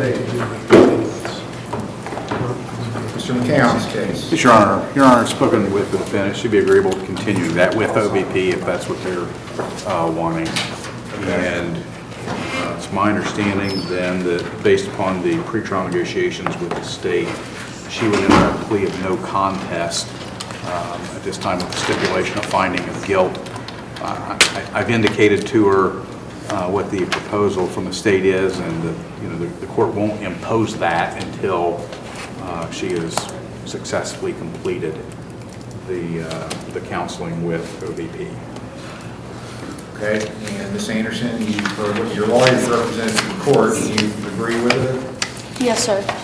Okay, so what I'm going to do, I'm accepting your plea today and making you find you guilty, but I'm not going to sentence you. I'm going to wait and see, I'm going to let you go, do some counseling, because here's the facts. You're charged with a second offense, OVI, with a high test score. And ordinarily, that requires a certain amount of jail time, a pretty substantial amount of jail time. And it's my understanding you're hoping not to have to do that kind of jail time. And the state is open, and I am too. But I want to be convinced that you've changed course. I mean, you're a young person, and to have 2 OVIs in your lifetime, and the last one have a very high test score, we need to make some changes. Yes, Your Honor. And I don't want to be responsible to sentence you, and then a year or 2 you go out and have another one of these with a wreck and kill yourself, or somebody else, or somebody in my family. I would kind of feel responsible. So you need to convince me that you're making a change. That's what I want to see by this council. I'm making a change, Judge. This ain't gonna happen anymore. Yes, Your Honor. So it's not gonna be like 1 or 2 times. It's gonna take some effort on your part. That's what I want to see, some effort and some recognition that I need to change my behavior and how I do things. And the other thing I would just say, this is something I've come to, you know, I was telling someone this morning about alcohol. I grew up in a teetotaling family. My parents didn't drink at all. The whole time I was a kid at home, I never saw alcohol. There was no beer in the fridge. Nobody in my family drank. And then, as I got a little older, you know, then they were saying, as an adult, a little bit of alcohol is actually good for you. It's good for your LDL, cholesterol, all that. Well, the latest of the last couple of years is like, evidence is there's no amount of alcohol that's good for you. It's all bad for you. So I've adjusted my behavior based on that. And I just mentioned that for you too. There's some red flags here with your conduct. So let's make some changes, and it's not like it's going to be a bad thing for you. I think it's going to be a good thing for you. Absolutely. So convince me that you've made a change. Yes, Your Honor. So I'd like to see you in 6 weeks or so and get a report from OVP as to how things are going. Okay. So I'm looking mid-December or so. Mr. McCown, what's your schedule like then? If I could have just a moment, Your Honor.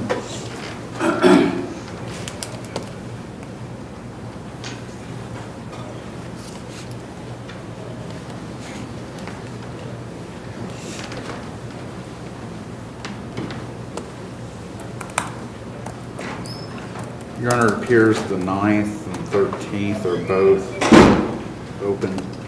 Okay, how about the 13th? Very well, Your Honor. All right, next hearing will be December 13. I'm going to put it down as a sentencing. It's unlikely I'm going to conclude it then. I just want to kind of monitor what you're doing and get a report. And Absolutely. OVP will furnish that to me then on December 13th. So they're going to tell me what you're doing between now and then. Absolutely. Thank you, Your Honor. You're welcome. Thank you, Your Honor. Thank you, Judge. Your Honor, we provide the court with some motions and entries on this case. Okay.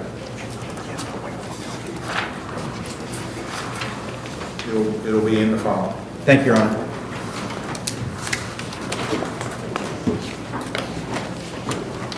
Your Honor, we're recommending Lawrence County Jail. Okay, we have some hearings to do from the jail. State of Ohio versus Ethan R. Anderson, case number CRA 24706, Lawrence County Jail. Sir, are you Ethan Anderson? Yes, sir. It says John Barker up in the left-hand corner up here, though. I think that must be a mistake. On your charges? I'm yet. They have not given me. On the teleconferencing. Okay. Well, that doesn't matter. But one thing I want you to know is that you are on the record. So you're appearing in the court on a television monitor, and your image, video, and audio is all being recorded. So you have a right to remain silent. If you choose to make statements, which I have people that just blurt out immediately, yeah, I did everything they said I did, that can be used against you. Admissions are a big deal in the law. When you admit something, you're bound by it. So you don't have to say anything. You have a right to remain silent. You have a right to have an attorney, to have one appointed, to have bail, and to make the state prove any charge against you beyond a reasonable doubt. You understand those things? Yes, sir. Okay, so now I'm going to go over the charges with you. 24706 is a resisting arrest charge. The state's alleging that on October 31st in Perry Township, you by force resisted or interfered with the lawful arrest of yourself, and that during the course of that resistance, you caused physical harm to a law enforcement officer by means of a deadly weapon. So that makes this a felony 4. Maximum penalty for that's 18 months in jail and a $5,000 fine. 24707 is the other charge, disorderly conduct. It alleges that at Perry Township on October 31st, you recklessly caused inconvenience, annoyance, alarm to other people by engaging in fighting, threatening to do harm to other persons or their property, being violent or turbulent, and that this was committed in the presence of a law enforcement officer, and that you persisted in this conduct after you were warned to stop. So that is disorderly conduct. It's a 4th-degree misdemeanor, maximum penalty 30 days in jail, $250 fine. Do you understand the 2 charges against you? Yes, sir. You have the money to hire a lawyer.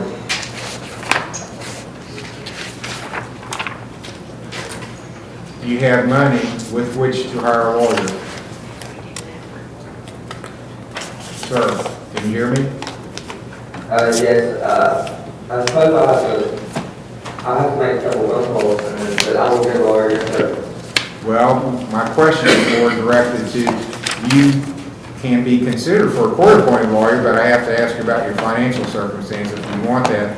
If you want to hire your own lawyer, it doesn't matter to me whether you're a billionaire or what. It's up to you. Then you have to hire your own lawyer. Right. You want to hire your own lawyer, or do you want me to appoint one? I'd like you to appoint one. Okay, and then I have to ask about your financial circumstances. Are you working? No, sir. When's the last time you worked? It's been probably about 4 years. I just recently got out of jail. Do you have any income at all? No, sir. Okay, well, then you're eligible for court-appointed counsel. Mr. Smith, Tyler Smith? I'm going to appoint Tyler Smith as your lawyer. He's here in court today, and he heard what we've been talking about. What's the state's position on bond for Mr. Anderson? Your Honor, the state would request a $10,000 cash or surety bond, and also might be beneficial to the court if you read the affidavit. There may be some maybe mental health issues going on there. Okay.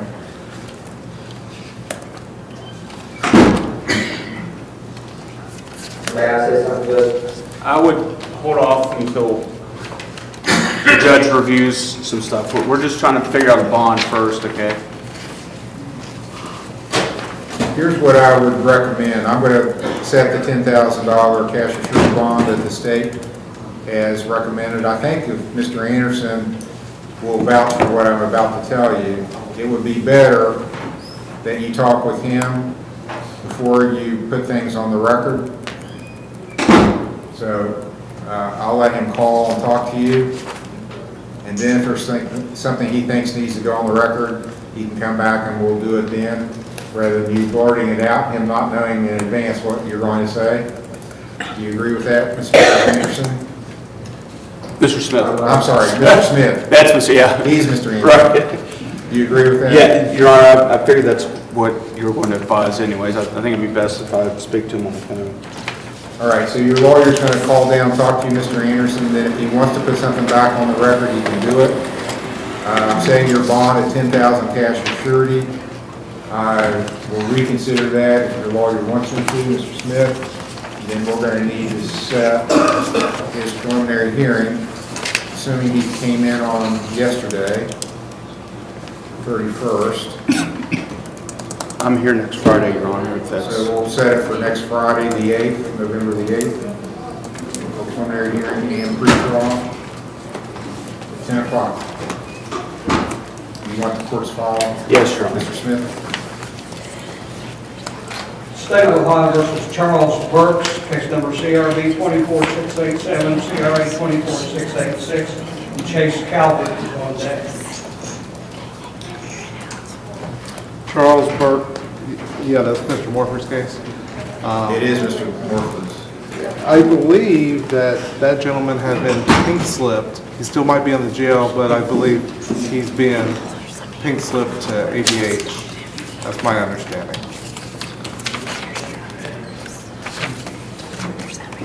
Can someone from the jail let us know if Mr. Burks is going to go to Appalachian Behavioral Health? Is there a deputy listening in? Okay, I'm going to pass on him until we find that out. Yeah, I can call down there and... You want the court's file? Yeah.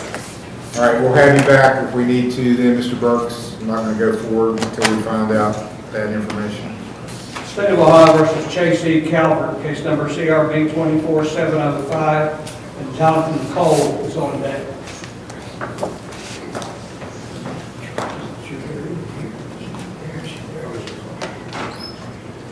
Chase Calvert.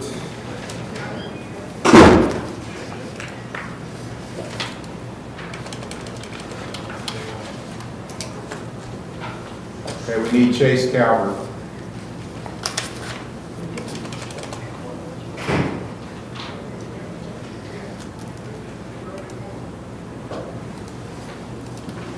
Chase Calvert, an OBP patient. No, Your Honor, he was a patient there in the past. Apparently, he was at Lawrence County Recovery before this happened, and my director reached out and done an assessment with him, and he is accepted to come to OBP if that's able to happen today. Okay.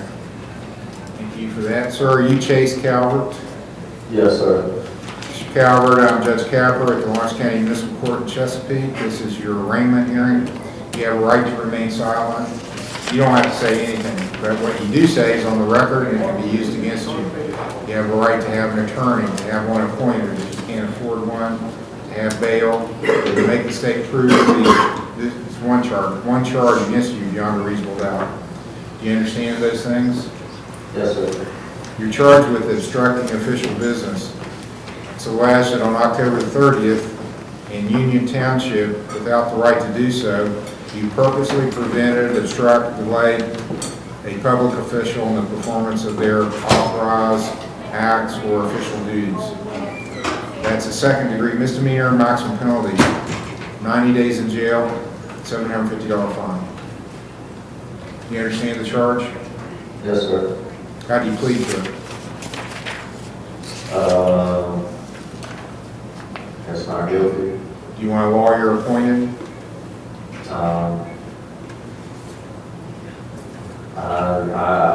Honestly, I'd rather just go back to treatment. I'm not too, I ain't done this a whole lot. I don't know a lot about the court system. Well, that's probably why you need a lawyer. Yeah. If you don't know the system or how it works, you probably need some advice on that. Sure. So you have the money to hire a lawyer. No, sir. You haven't been working then, I think. No. I just had a point where I could get a job and just had that. I'll appoint Mr. Stratton to represent you. He's here in the courtroom. This is an obstructing official business, second-degree misdemeanor. He had been in treatment at Lawrence County Recovery, I believe. Okay, but he was assessed to OBP and they're willing to take him. I'm not sure if the state's willing to release him on condition of bond. We're not opposed to that, as long as he's going to the program at OBP. For inpatient. Yes. Yes. So you're willing to go to inpatient treatment at OBP? Yes. Yeah, Your Honor, I just asked that we set that for a pre-trial and see how he's doing at OVP. He can sign a $1,000 signature bond. And I'm going to order you released to OVP for inpatient. OVP will pick him up from the jail today. Yes. Then we need to come back at some point before he gets finished to see how he's done. All right. And probably 22nd or 25th of November. 25th, fine. 25th? Yeah. Okay.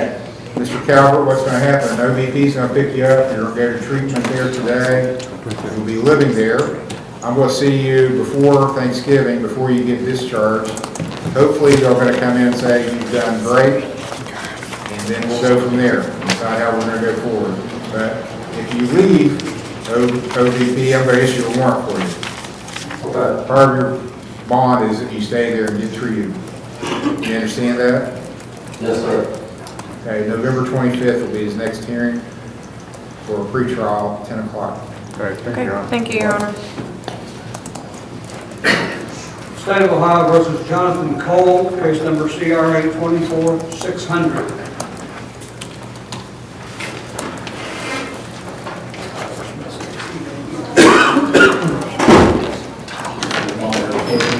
Okay, this is Tyler Smith's case.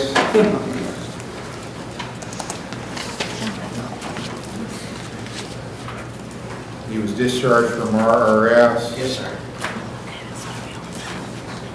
And he was remanded into custody since that time. That's correct, Your Honor. Since he was being discharged from RRS, I revoked his bond, put him in jail.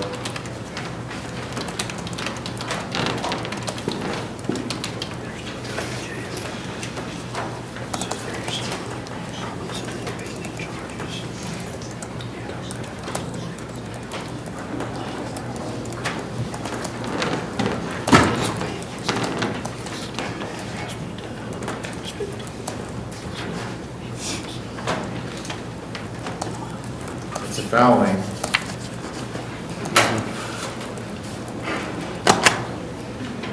Well, if he wants to waive, we could do that today. This is one of the people that was involved with Mr. Montroso entering the trailer that belonged to the state. I don't know what kind of trailers belong to the state, but Probably DOT or something, I would think. maybe something like that. I believe it may have been property that was purchased for the bypass, Your Honor, that they hadn't removed the trailer and stuff from. So I don't know whether, at this point, whether he is capable of going back to a program of some sort, or whether... If you read it, I don't think they probably would take him. Yeah, I think, Your Honor, and I believe, I remember the previous reports from RS that maybe there's some mental health issues at some point, so I don't know if there needs to be an assessment for that and maybe a different place to take them. So how do you want a preliminary hearing? You want to waive it? How do you want to proceed? What was his? Have you read the report? I read the report, I'm aware of. It's a breaking and entering. Yes, it's breaking and entering, it's. Well, there's the events. Have you read about what happened at RRS? There's Need to look at potential new that. charges. Oh, okay. So there'll be new charges over there. Yes. It's my understanding. They're probably, well, more serious than the F5. So they're going to be felonies also. Okay. Probably needs to go to grand jury. That's fine. So how are we going to get there? Either a waiver Right. or we're going to have a hearing. We wouldn't be prepared to have a hearing. I understand it would have to be set out. Yeah, I think, Your Honor, with this one, with the, I assume that the F5, they would, either way, if we waived it, they're going to present it with the new charges that are coming, which I assume they're going to present straight to the grand jury. I don't know if they'll file charges here or not on the new charges, but,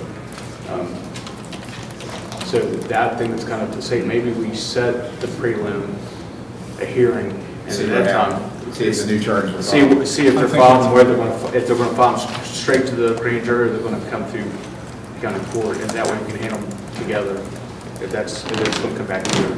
Okay, when do you want to do that? We can do it next Friday, it's fine. That should be enough time to. Case will be set for preliminary hearing in this court November the 8th. I'm going to change his bond though to $5,000 cash reserve.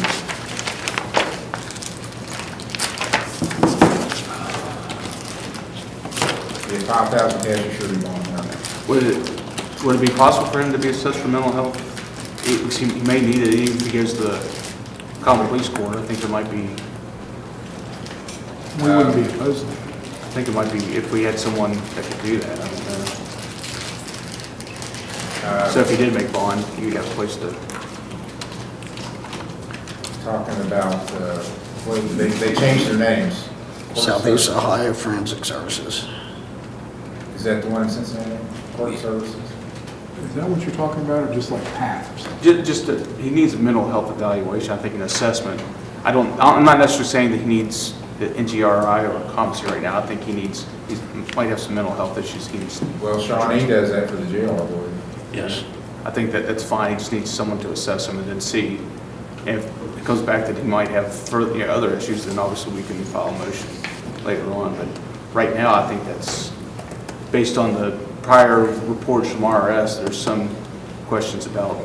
Well, in my experience, if the jail requests it, they're pretty good about coming, but if I request it, they don't do much. Shawnee, I'm talking about. I don't think you're the only judge that has an issue with getting that done, so I will try to induce the sheriff to ask for it. Yes, that's fine. And we're coming back next Friday, so hopefully we can get that addressed by then too. Okay, November the 8th will be the next thing. Thank you, Ron. You're welcome. State of Ohio recalls Ethan Anderson at the Lawrence County Jail, case number CRA 24706. Ethan Anderson. Charles Burks will be on deck. This is Mr. Smith's case.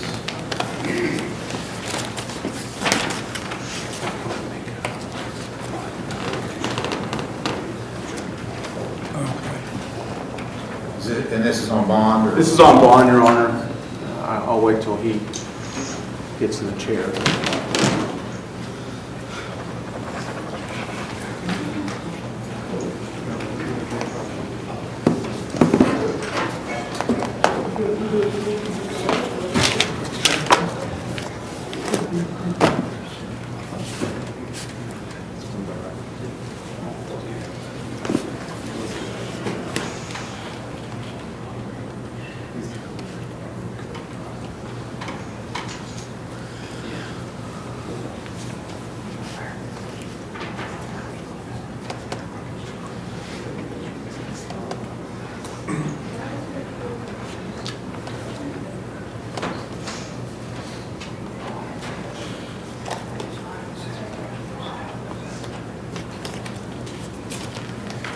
Is there anything we can do here while we're waiting for the jail?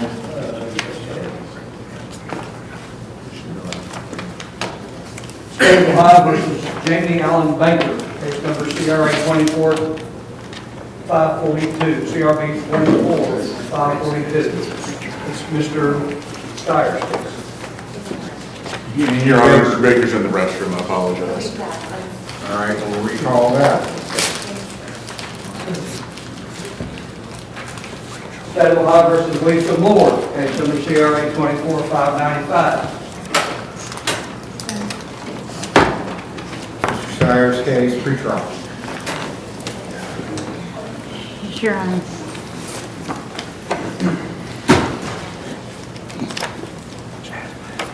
She's at the counseling center. Yes, Your Honor. Don't have anything on paper. She's doing very well. She's compliant. And Your Honor, we had begun, this is actually a preliminary hearing set today. It's felony 5. There was some indication from the state that they may wish to take this to the grand jury. If that's the state's decision, we would prefer to waive preliminary hearing to allow her to maintain her bond and continue treatment at the counseling center. But I don't know for sure whether the state's planning to go that route or not.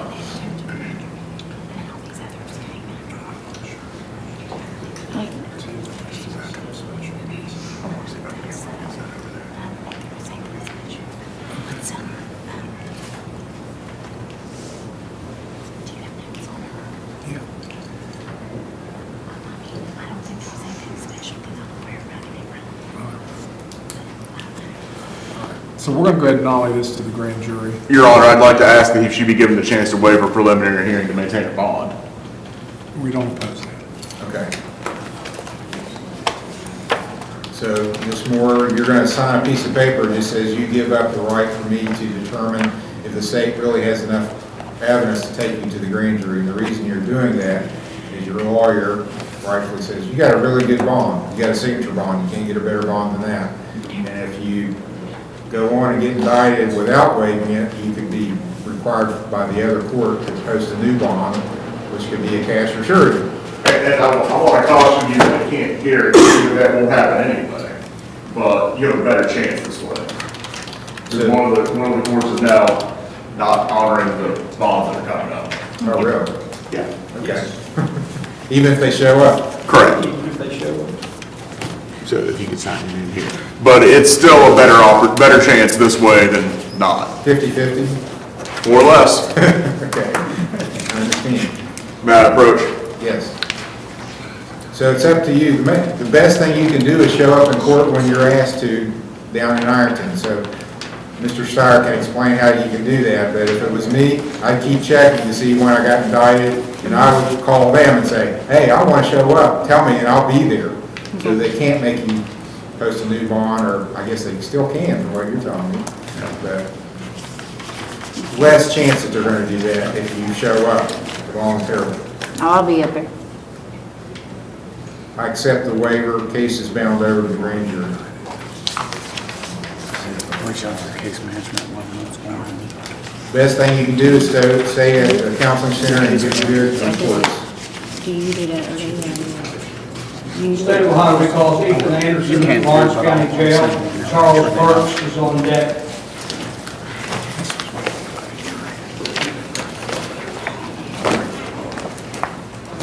Okay, Ethan Anderson is at the jail on teleconference, his lawyers with Mr. Smith. He's here, and you're wanting to talk about bond. Yes, Your Honor, I did talk to him. I believe that with Mr. Anderson, I'm going to request an OR bond, but with GPS and assess for treatment. And probably, I know he's going to need it, so I think that he's got some mental health and AD. I think both assessments should be done, just with Mr. Anderson. After reading the affidavit and talking with him, I think that would be best than sitting in the county jail. What's the state's position? I guess it would be helpful to know what the assessment revealed first, as far as what the treatment plan would be, before we would be agreeable to asking for a different bond. If we can have someone assess them and have it recalled. From one of the treatment?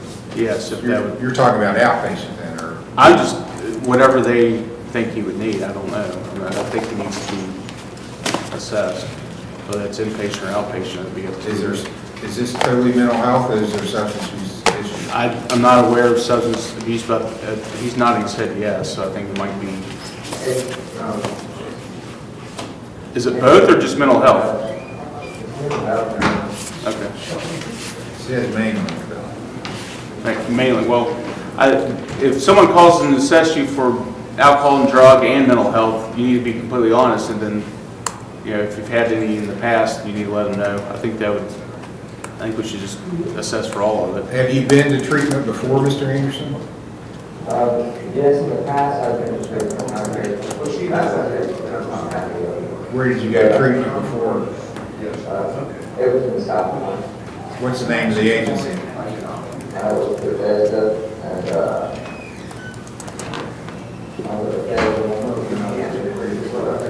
Bethesda and Mended Reeds, both? yes, but it's been, sir, like I said, it's been about 4 years, like 5 years. And I was younger and I had a whole completely different mindset than I do now. So you're willing, if one of those assessed you, you would be willing to go? Yes, sir. Okay. If they're willing to take you too, that's the other. Okay, Taylor from Bethesda is going to assess him. Okay. So Bethesda is going to assess you again, and then I'll have you back after we get a report from them. All right, so they're going to assess me today? They're going to call you on. They're going to call you and assess you, and then we'll have it recalled back on the screen here in a little bit. All right. All right. Okay. Thank you. Thank you. State of Ohio recalls Charles Burgess, case number CRA 24686, CRB 24687. Your Honor, this is Mr. Stratton's case. He has informed me that he has been enslaved. He has, Your Honor. Somebody's still in the jail. They don't have a bed yet, so I confirmed that with the jail. Continue it. Yes.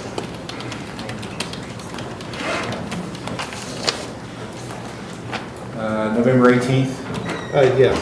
November 18th will be pre-trial, 10 o'clock. I'll let Mr. Warford know on that.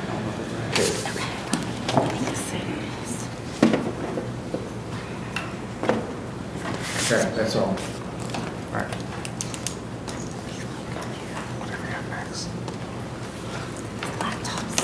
State of Ohio versus Michael Davis at the Lawrence County Jail, case number CRB 24649 A and B, CRB 2490 A and B, CRB 24215.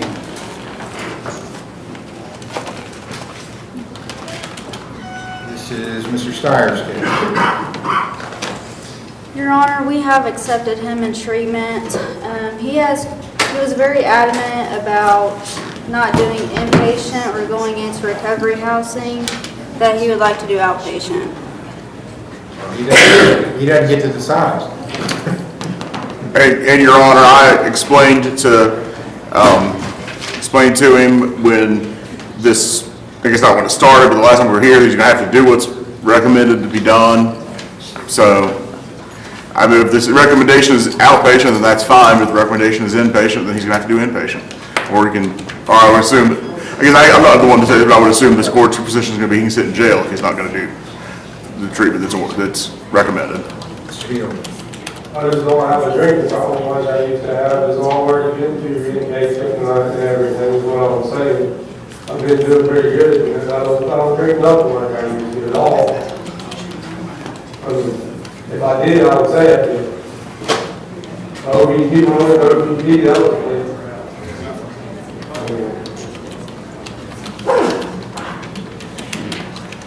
Well, he was ordered on August the 12th to go to OVP for mental health, anger management, and then he's got these new charges since then, in October.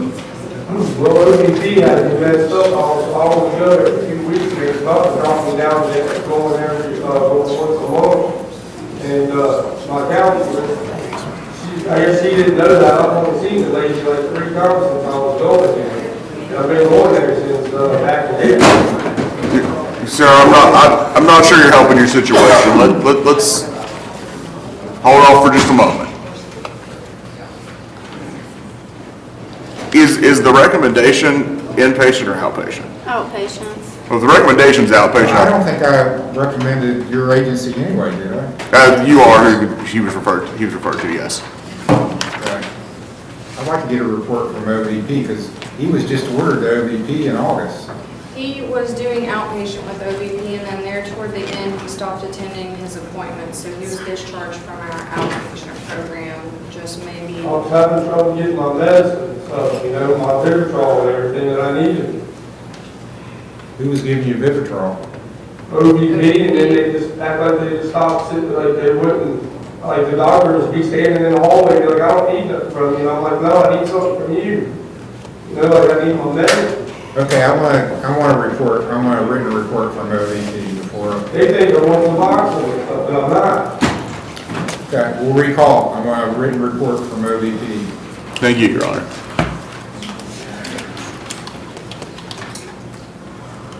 State of Ohio versus Debbie Easterling at the Lawrence County Jail, case number CRB 22786, CRD 132792, CRB 12921. And Jasmine Green is on deck. Debbie Easterling.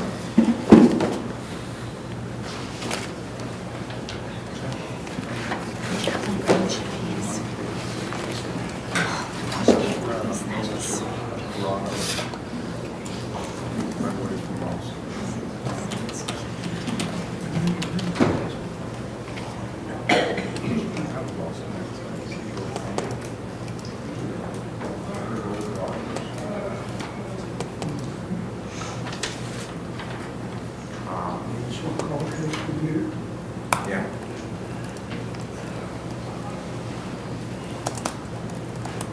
State of Ohio versus Richard M. Nance here at the court. Case number CRB 24151, PRC 193086.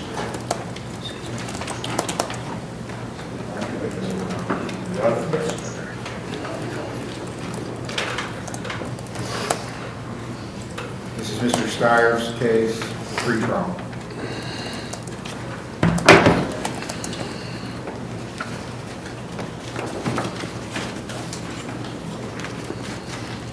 Your Honor, I believe he's with OVP as well, and Ms. Dement stepped out of the courtroom. She's at the door. He He is compliant with his treatment. Mr. Nance says. Okay. Is Josie Nance here? Is Josie Nance here?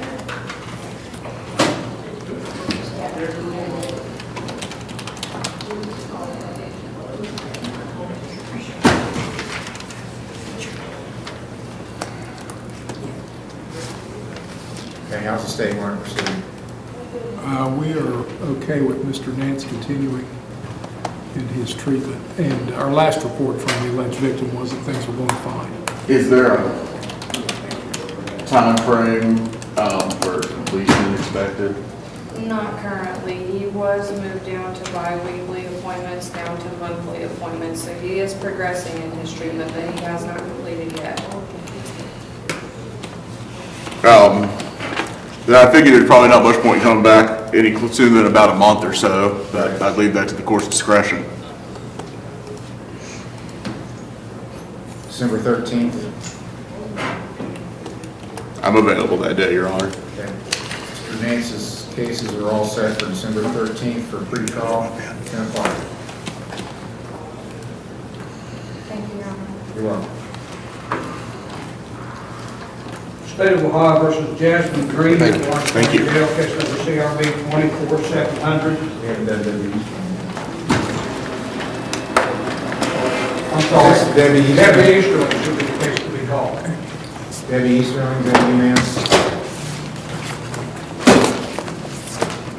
Debbie Eastern. Okay, and I know, you're Debbie Easterling? Yes, sir. Okay. I'm Judge Capper, you are appearing by teleconference.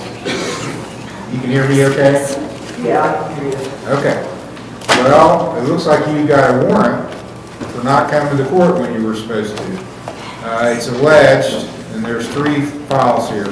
The oldest one was from 2012, was a theft offense, 12-921. There's a driving under suspension from 2013, 2792, and a case from 2022, 22786, a theft offense.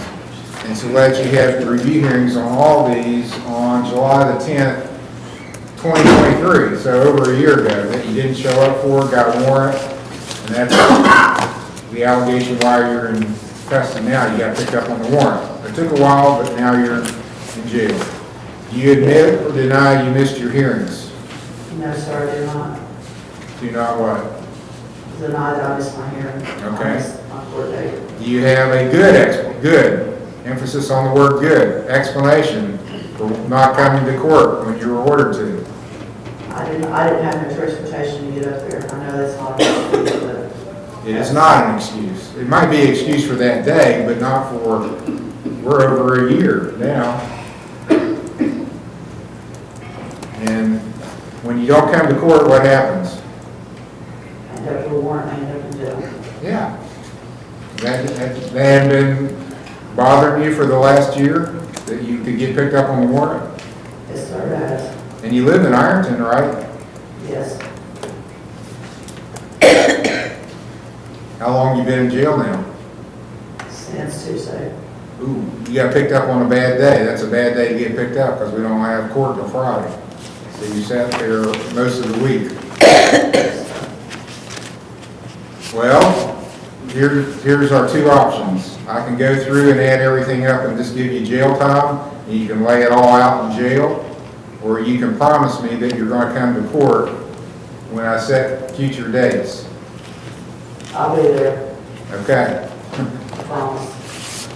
I've sent you to time served for contempt to not come to court when you were ordered to.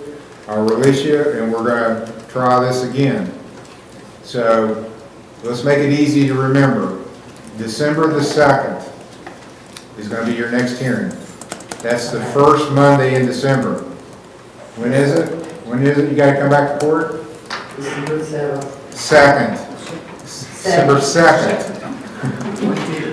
Probably the year for these things. The 7th wouldn't be the first First Monday. Monday. The first Monday. Yes, I got that. First Monday, December 2nd. TWO. No excuses. You gotta get here, you gotta get your stuff done. Let's see what you got left to do. Well, you still owe community service, and you still owe fines. You can do your community service there in Ironton. Okay. Go there. Are you within walking distance of the municipal court? I can make it walking distance. Okay. Because you're at South 4th Street. Yes. I'll accept community service you do for them. I didn't know you could do that. I thought it had to be through. Nope. That's the way it's been for 30 years, probably, that you can do it there. Okay, December 2nd is your next hearing. And that's going to be at 9 a.m. on December 2nd. Get it done and act like you're worried about it. Don't blow it off. Because it may take a while, but eventually you'll go to jail when you don't show up. Okay, that's all. Thank you. State of Ohio versus Jasmine Green, Lawrence County Jail, case number CRB 24-700. Dakota Neff is on deck.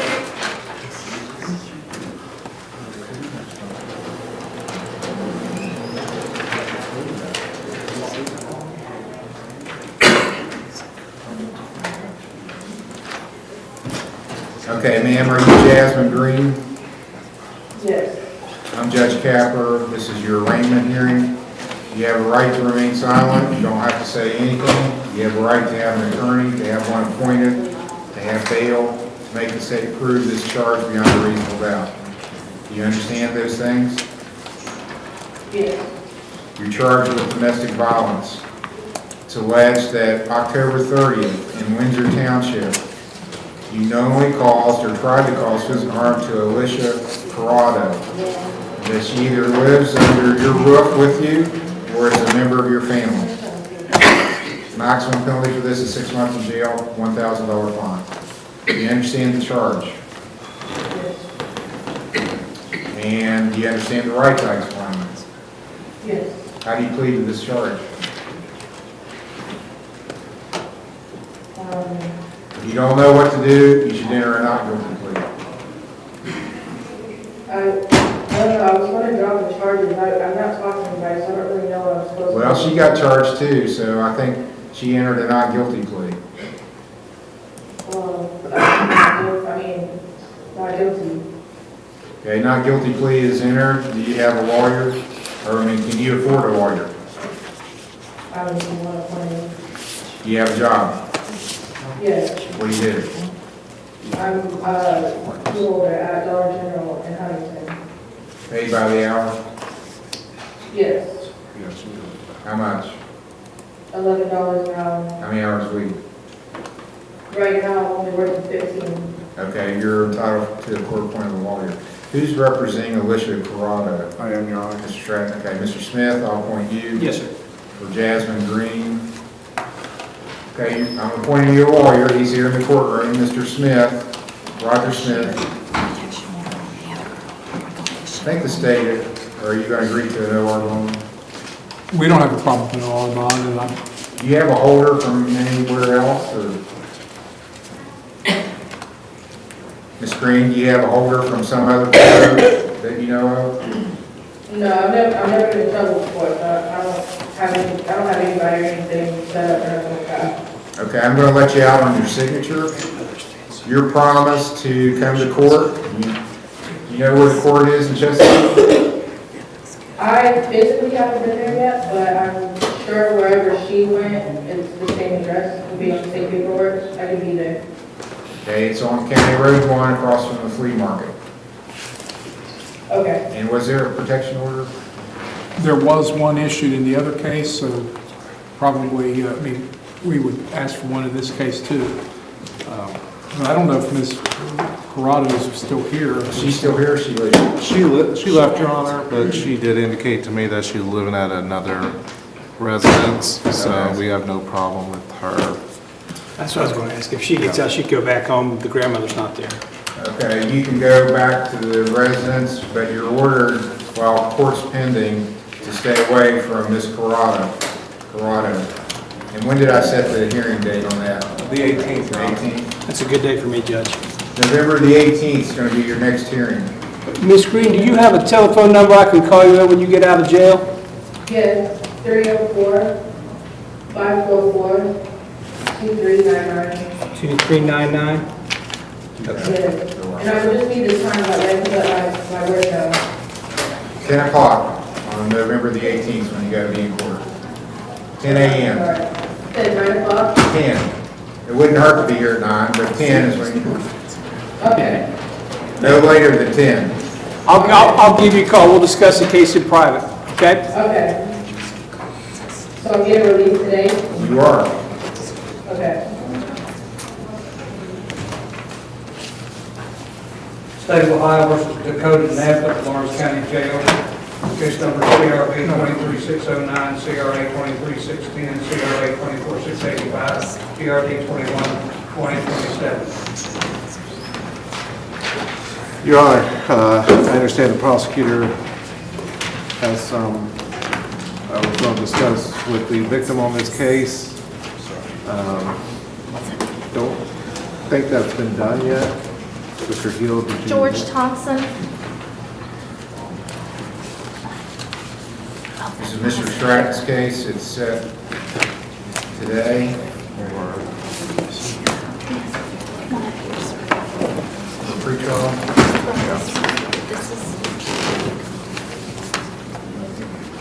He has felony also, 24685. That's the outside. Then we have the Rule 4 also.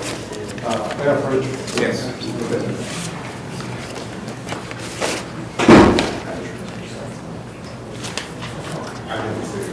In the corner.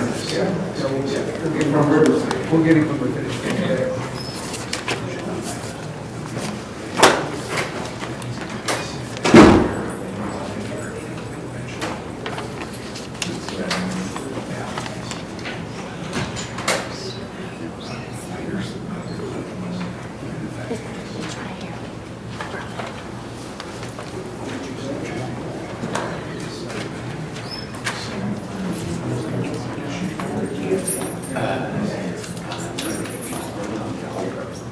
My barrier. Yes. Could you tell George, that I said that I apologize for whatever happened to his motorcycle? That I didn't have nothing to do with his motorcycle or his motor?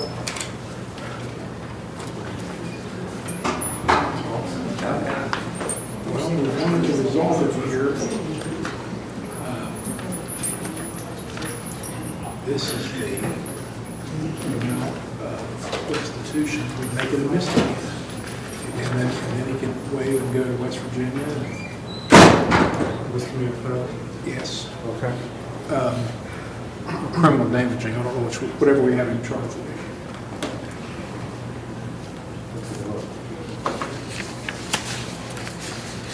Probably a theft. Receipt. If Your Honor, can we just recall this? Let me call down the jail and discuss the option with him. All right, your lawyer wants to call and talk to you, Mr. Neff. Okay. So we'll have you back on after you've done that. Okay, can you tell George Thompson that I'm sorry he has to miss work for this, because this is some bullshit, and he's a good guy. Sir, you're in contempt. Oh, I'm sorry. I'll sentence you later. I'm sorry, Your Honor. State of Ohio versus Daniel Turner, Lawrence County Jail. Case number CRA 24457, CRB 23732, PRD 1562A and B. And Holly Wingate is on deck.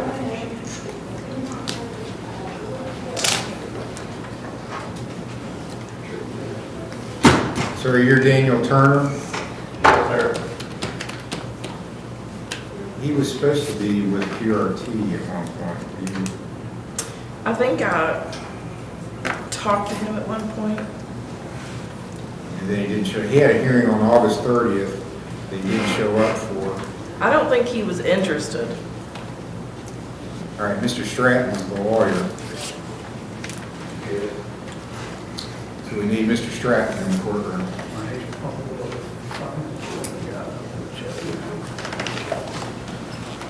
It's a felony file possession.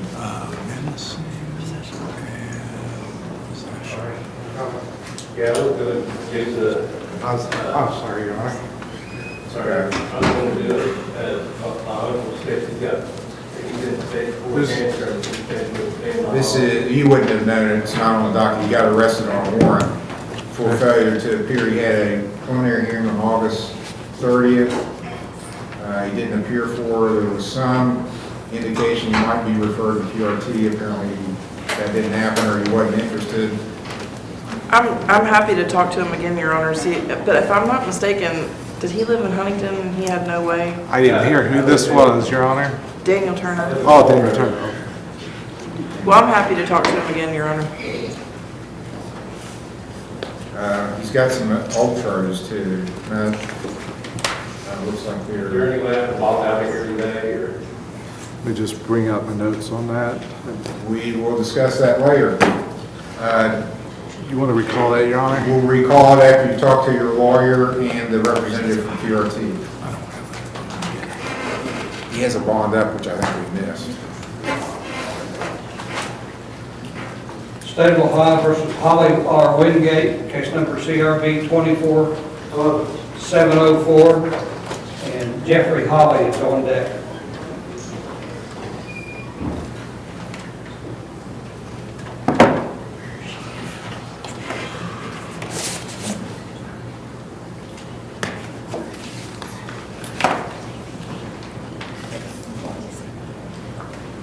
Ma'am, are you Holly R. Wingate? Ms. Wingate, I'm Judge Capper at the Lawrence County Municipal Court, Chesapeake, where your hearing's taking place. You're appearing on a television monitor, and what you say and your image is all being taken down, being recorded. You have a right to remain silent. If you say anything, it can be used against you. You have the right to have an attorney, to have one appointed. If you can't afford one, to have bail, and to make the state prove charges beyond a reasonable doubt. Do you understand these things? You're charged with a theft offense from Walmart. It's alleged that on October 30th, in Fayette Township, you purposely tried to deprive Walmart of property without their consent. That's a first-degree misdemeanor, maximum penalty 6 months in jail, $1,000 fine. Do you understand the charge? I'm sorry? You said 6 months in jail? That's the maximum you can get. It doesn't mean that's what you have to get. That's the maximum you can get. You understand the charge? How do you plead to this charge? A guilty plea means you're admitting it's true. You understand that? I'm going to accept your guilty plea. I'm going to order that you submit to a urine screen there at the jail, because I find in my past experience about 80% of the people who shoplift, and most of the shoplifters we get are from Walmart. Folks, if you're going to shoplift, do not go to Walmart. Unless you want caught. I mean, there is a theory out there from treatment providers that people that want to go to treatment that have to be forced to go, they won't go on their own, go there to get to shoplift, and then if they get caught, I'm going to make them go to treatment. So I'm going to make you do a urine screen. If you're dirty, I'm going to make you go to treatment. Well, I'm glad you're honest about it, but I want to see what you're dirty for. You may not even know what you're dirty for, because there's a lot of stuff floating around in the community that you might get a hold of that you wouldn't even know. The dealer tells you, well, this is X, Y, and Z when it's A, B, and C. So go do a urine screen. I'll have you back after you get the results.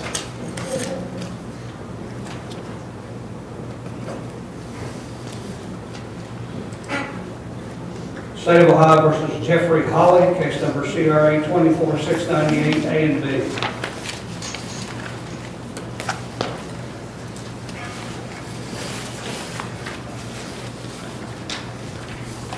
Jeffrey Holly.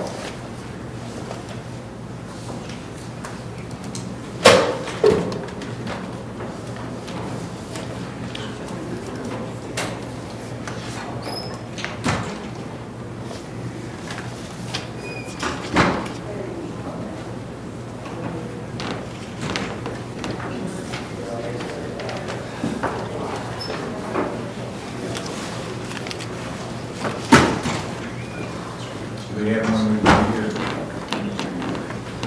We have something here.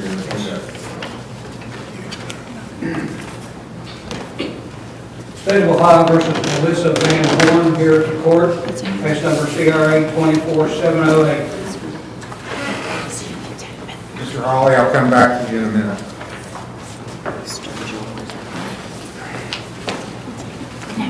All right, ma'am, you're Melissa Van Horn. Yes, sir.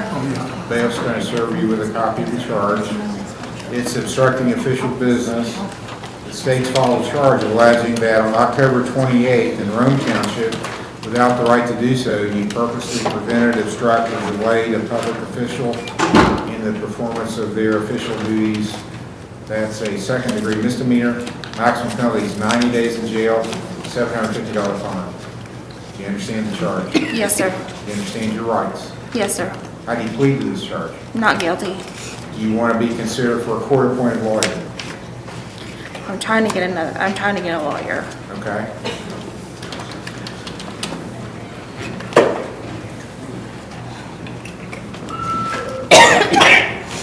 Do you have a preference as to when to come back, Monday or Friday for a hearing? It's usually Mondays or Fridays. It doesn't matter, either or. You think you can have a lawyer in place by the 22nd of November? If I can get them to return my call. Well, Yes. that's a problem with lawyers. Yes, that's fine. Either or is fine. But there's a lot of them running around here today, so Okay. you can snag one of them. November 22nd. November 22nd. November 22nd, and if you need more time, I'll give it to you then. Okay. Be a pretrial at 10 o'clock. You've got a bond that you've already posted, so it's continued. I'm entering a not guilty plea for you. Any questions? No, sir. Okay, be back November 22nd unless your lawyer tells you a different date. All right, thank you. You're welcome.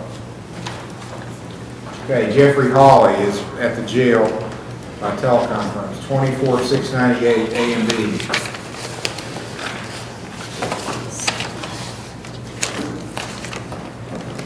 Jeffrey Hawley, that's you, sir?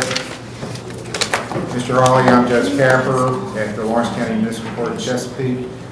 You have a right to remain silent. You don't have to say anything. You have a right to have an attorney, to have one appointed if you can't afford one. You have a right to bail and to make the state prove that these charges against you beyond a reasonable doubt. You understand these things? You've got a domestic violence charge and a disrupting public services charge. The domestic violence is 698A, case number. It alleges that on October the 22nd in Rome Township, you knowingly caused or tried to cause physical harm to Melissa Hawley, and that she's either a member of your family or household. And it's alleged that you've got 2 or more prior domestic violence convictions. So that makes this a felony of the 3rd degree. On a felony 3, the maximum penalty is 5 years in jail, $10,000 fine. 698B alleges October 22nd, 2024, Rome Township, you were disrupting public services, communication services. That's a felony 4, maximum penalty is 18 months in jail, $5,000 fine. You understand these charges? Do you have the money to hire a lawyer? No? Do you have a job?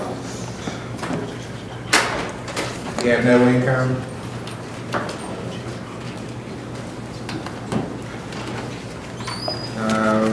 Okay, Mr. Rogers, I'll point to you. Yes, sir.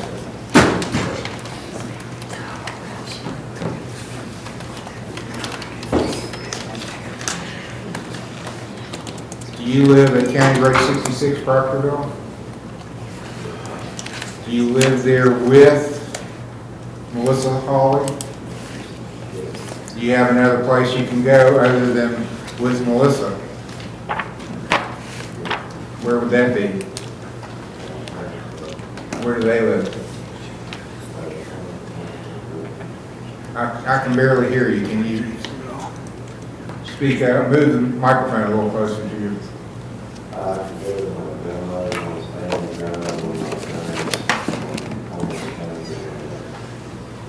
Okay. What's the state's position on bond? Your Honor, he was already on community control sanctions, and they've placed a holder on him.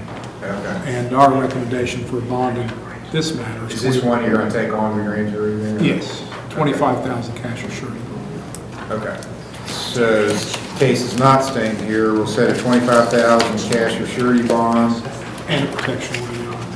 Protection order, stay away from Melissa. And he came in on, so probably need to have this one. Shouldn't have to be. I'm here Monday or Friday, Judge. It could be done on, it would be 10 days on the 8th, I think. That might be better because I have that other fellow that's going You to. have to do the 8th. Yeah, good the 8th, yes, sir. Okay, the next hearing, preliminary hearing and pre-trials will be November the 8th at 10 o'clock. So your lawyer will call and talk to you, sir. Yes, I'll call and talk to you, and I'll be in Ironton a couple, 3 days next week. I'll actually come visit you, so we'll talk before the 8th. Okay, that's all. State of Ohio recalls Ethan Anderson from Lawrence County Jail, case number CRA 24706. Okay, he was being assessed by Bethesda. Charge due to Dakota Freeman on that. We'll take him. I'm not 100% sure that he won't need a monitor, to be honest with you. I've had him a couple times before this, and he tends to be a runner. Yeah, and I think I requested a GPS and the assessment, so there would be no objection to the GPS. Okay, so you're already charged with a felony, Mr. Anderson. Let me bore you, but this is really important stuff, so you need to listen to it and take it seriously. I'm not your 7th grade math teacher, so I really mean this. It's not like, well, I gave you the homework and you didn't do it, so bad stuff is going to happen if you don't pay attention and then you do what I tell you. You're charged with a felony now, but it's a low-level felony. And probably if you did really well in treatment, you wouldn't get indicted, you wouldn't go to prison. Yes, sir. They're asking you to be released on a GPS monitor, an ankle monitor. So you have to promise me you won't run, and here's what's going to happen if you do run and cut the ankle monitor. If you want to get away, you have to cut the ankle monitor. You understand that? Yes, sir. Because if you have the ankle monitor on, they know where you are within 10 feet. I mean, they're just going to come pick you up. But if you cut the ankle monitor, and here's the really important part, you need to listen and believe me, I'm not joking about this, because I've had people do it. Nobody like you has ever said, yeah, Judge, I'm going to cut the ankle monitor. But then they do it anyway. They get out, they're on the ankle monitor, they cut the ankle monitor. One guy said, I've got a party in Charleston, West Virginia I want to go to. So he cut his ankle monitor and went to that party. He's now in prison. The Callan Police Court probation, they get the ankle monitors and they put on you. They cost about $2,000. When you cut the ankle monitor off, that ruins it. They get really mad when you cut the ankle monitor off. And they're going to charge something against you really serious. You're going to be out of my court. You're going to go down to the Callan Police Court in Ironton in front of the grand jury and get indicted. Everybody that cut an ankle monitor has gone to prison. Just over cutting the ankle monitor. Yes, sir. Now, do you believe me? I absolutely believe you. So let me tell you this. If you think, she says you're a runner, if you think, I'm going to get in there and I'm just going to be tempted to run and I'm going to cut that ankle monitor, you'd be better off and say, Judge, don't put an ankle monitor on. I'll just stay here in the county jail for a while, see what happens. Because you're going to go through at least 3 years to the prison if you cut the ankle monitor off. Do you believe me? I believe you, man. I just cut my ankle monitor off. Okay. I really emphasize it because I would say about, I don't know how many. Everyone gets 3 years. But how many people still cut the ankle? At least 10%, maybe 20% cut the ankle monitor and run. Even after they hear this speech and how passionate I am about, you're going to go to prison. They only care about what's gonna happen tomorrow night or next weekend. Their brain can't comprehend thinking in the future. What's gonna happen to me if I do this? Okay, I'm gonna put an ankle monitor on you. Now, it may not happen today because sometimes getting them on Friday afternoons is hard. But it should happen by Monday, and then you're gonna go to Bethesda. And here's the other thing, once you get there, you gotta do what they tell you to do, how they tell you to do it, when they tell you to do it. Like, Ethan, you gotta get up out of bed and go to a treatment meeting, and you say, no, I'm gonna lay here. You're gonna go back to jail. You understand? It's not like home. They're not your mom. They're not gonna put up with stuff. So you might have had that treatment when you were a kid. You could do what you wanted to, and she wouldn't call your bluff. They're gonna call your bluff, and you're gonna go back to jail. You understand? I'm trying to give you the truth. Get clean, get good reports. That's the best possible thing that happened for you personally and for your legal case. And I think Mr. Smith would agree with me. I would, Your Honor. Okay, so November the 8th, we'll find out how you're doing. Yes, sir. Thank you, Your Honor. You're welcome. State of Ohio versus Dakota Neff at the Lawrence County Jail, case number CRB 23609, CRA 24685, TRD 212027. Daniel Turner is on that. Did you just change this to? Yeah, I'll have to. Wouldn't say it, but on Ethan Anderson, it'll be 10,000 OR with GPS. So Dakota Neff is Mr. Stratton's case. Yes. Yeah, I apologize for my language earlier, Captain. Okay, well, I'm going to hold what I'm going to do to you. I'll figure it out.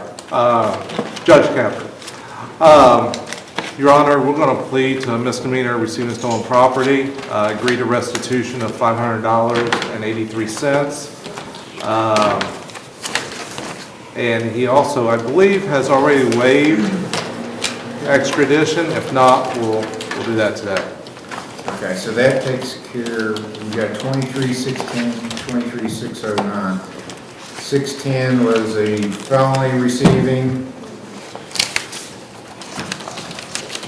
Is that the one where? And 23609 was a misdemeanor. So are we dismissing the felony, or? We're reducing the felony and dismissing the other one, Your Honor, the way I understand it. Is that correct? One's over a welder, one's over a motorcycle? The motorcycle was the ones we're pleading to. Is that correct, Mr. Hughes? Yes. Let's see. All right. Is this the same guy? Same. Same thing. George Thompson. All right. Do we have a figure on the welder? No, Okay. So the welder device got returned, and so there's no damage there. So what we would do is move to amend the felony charge to a misdemeanor, and then having pleaded both and have the sentence be concurrent. And our primary concern is the restitution. I believe he's okay with, Mr. Neff, are you okay with pleading to both? I mean, yeah, I have no choice. Yeah, I'm trying to get what opinion get this other stuff. Your Honor, we'll plead to both charges, to reduce the amended charge on the felony and the other misdemeanor, and we'll waive extradition to West Virginia. Okay, so 23610.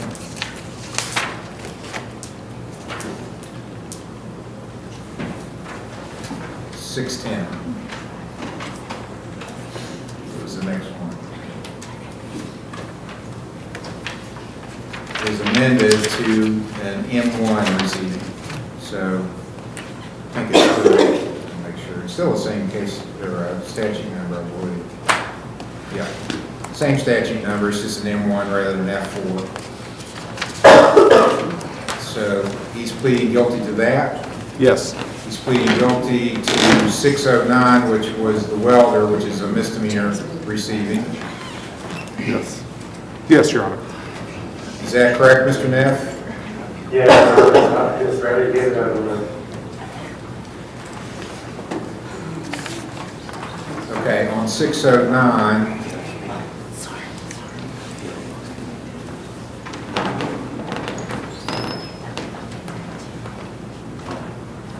so this was we're not saying the welder wasn't taken, it was taken, but it got picked up and recovered. Yes. Yeah, I'm not sure. It was the same person. Yes, sir. Same person that had the welder and had the motorcycle. Yes, Your Honor. And we have, I don't know if you have a restitution file. I do. Yeah, I didn't have. Mr. Neff, he's asking the question of the prosecutor, so Okay. I would just leave it at that. Okay. This is the restitution. Yes. Okay. Looks like a repair bill for the motorcycle. Yeah, he's out of pocket that $500.83. Okay, I'll pose a $200 fine on this receiving over the welder. Or were these separate incidents or the same incident, same date or different dates? I'm not sure, Your Honor. Yeah, just Mr. Neff. It looks like they were both the same date, so there'll be a court cost on this one, but not on 610. Okay. Happened at the same time. 60 days in jail. I'll give him credit for how long he served. I don't know how long How long you been in jail, Mr. Neff? I've been in jail for 9 months. Well, since you got picked up by Lawrence County, Oh, I got picked up by Lawrence County 10 days ago. 10 days. give you credit for 10 days. Suspend. Suspend 50. No restitution. What? On this one, there's not restitution. Oh, this is the welder. Yeah, the welder was recovered, so there's no restitution on that. His review hearing will be May 2nd, 25. Okay.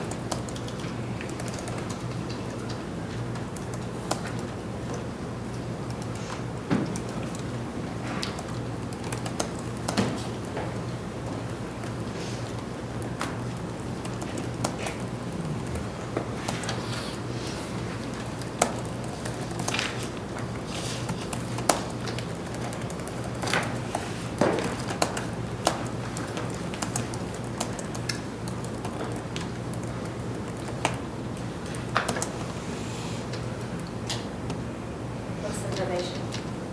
2 years, level 4. 2 years, level 4 probation.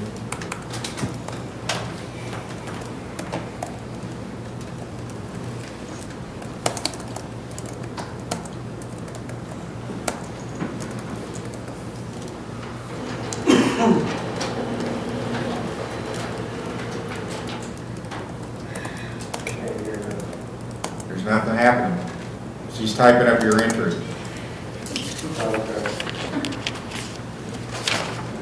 23-610 was a felony receiving on the motorcycle. It's been amended to a misdemeanor, pled guilty to it.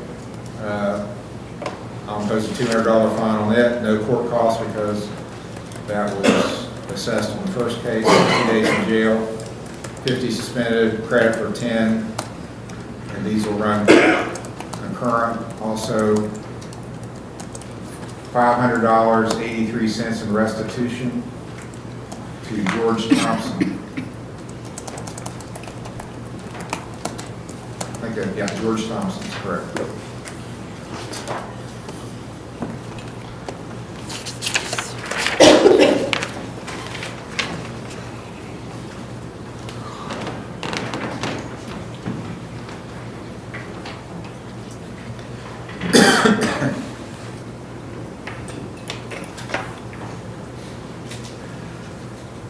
That's that everything in there.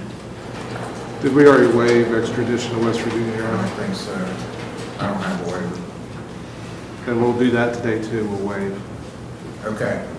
All right, with regard to the extradition, normally I would give Cabell County a week. I'm going to give him 2 weeks because of his contempt. Yes. And deputy, you can let him know they can take their time to come get him. They don't have to be in a hurry. He can sit in our jail for a while before he gets to go over to West Virginia and face his charges over there. And he'll need to sign a waiver. So that would be, they've got until the 15th to pick him up.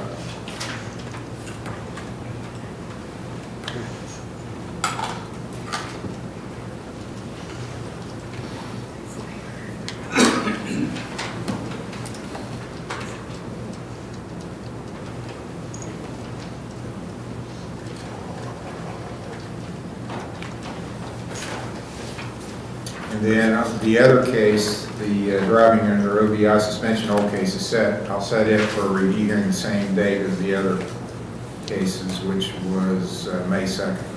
Yes, Your Honor. Of 25.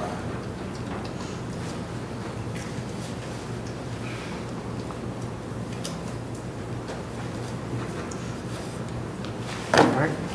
Okay, that's all. State of Ohio recalls Daniel Turner to Lawrence County Jail, case number CRA 24457, TRD 1562 A and B, CRB 23732. Yeah, I'm pretty sure he does. Your Honor, Mr. Turner's had some family members that's had some health issues. He's back in jail. He was at Bethesda. Now he's going. He was, I think he's supposed to go to Bethesda, but he never did. So now he's going with me. So I need to do a pre-screen with him to see if he qualifies for services, but just judging from what I hear, he definitely qualifies. And he's also going to participate in QRT. He's agreed to do QRT as well. We need to do an ankle monitor since he didn't come before. It looks like it's been a repeated problem. I had a note August 9th. He came, but he was late. And then August 30th, he just blew it off. I mean, I don't care if you got a family problem, you missed that date, and then you don't come in. It's not like you turn yourself in, I take it. Did you go turn yourself into the jail, or they had to nab you by the scruff of the neck and drag you in on your warrant? They brought me in on all work. I ain't going to do Your Honor, we're fine with an ankle monitor. Okay, do I have to make that speech again?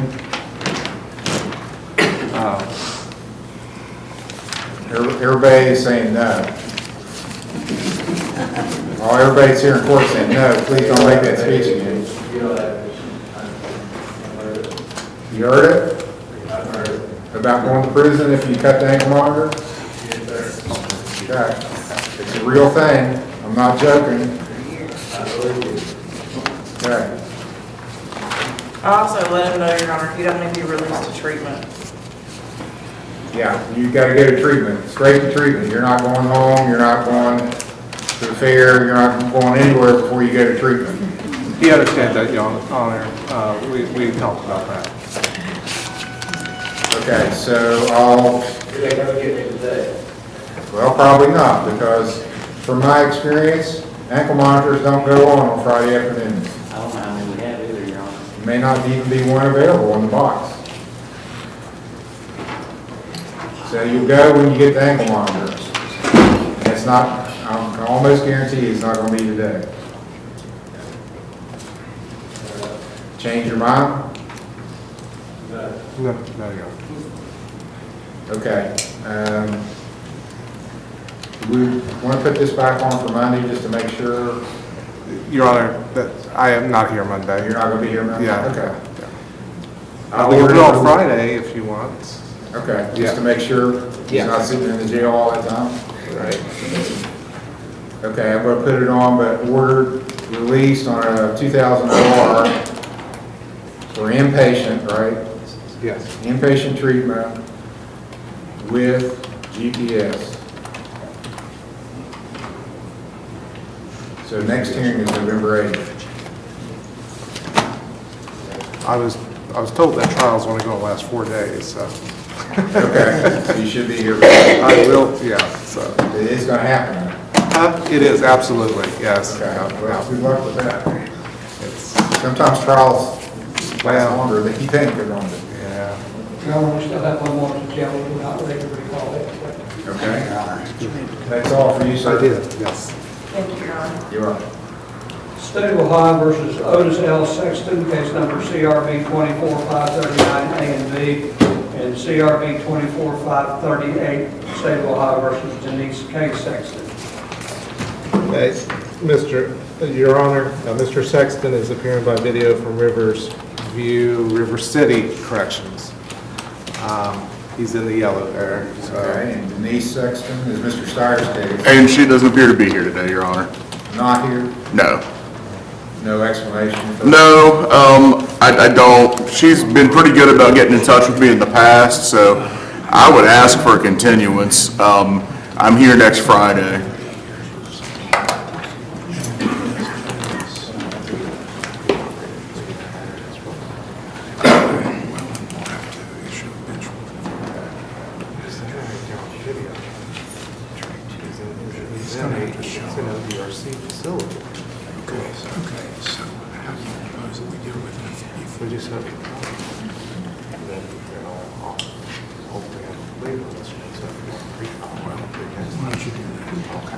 Your Honor, let's set this for another pretrial. I think we'll resolve this matter at that next pretrial. Well, with that in mind, Your Honor, I'm going to ask to continue this matter to the date that's selected for the next pretrial on that, and I'll try to get Ms. Sexton in here for that day. Yeah, I think we'll be able to resolve this matter together. You want to do 2 weeks then, the 15th? Let me make sure I'm available, but I think I am. Yeah, I'm available on the docket, Your Honor. Yes, that's fine. November 15th will be the next hearing, and Mr. Sexton will still be in treatment then, I take it. Yeah, he'll still be in the facility there. You heard that date, Mr. Sexton, correct? November 15th. Yes, there's been a misunderstanding with their court date, you know. I talked to my wife today, and she will be there. Okay, we supposed to got our court date on the 7th. All right, well, it's the 15th now, so let her know she needs to be here at court on the 15th, and you have contact information? I do. I'm attempting to contact her. The lawyer's going to call her, so. Yes. Yeah. All right, thank you, Mr. Sexton. Thank you. State of Ohio versus Rodney Miller here at court, case number CRA 24709, CRB 24710.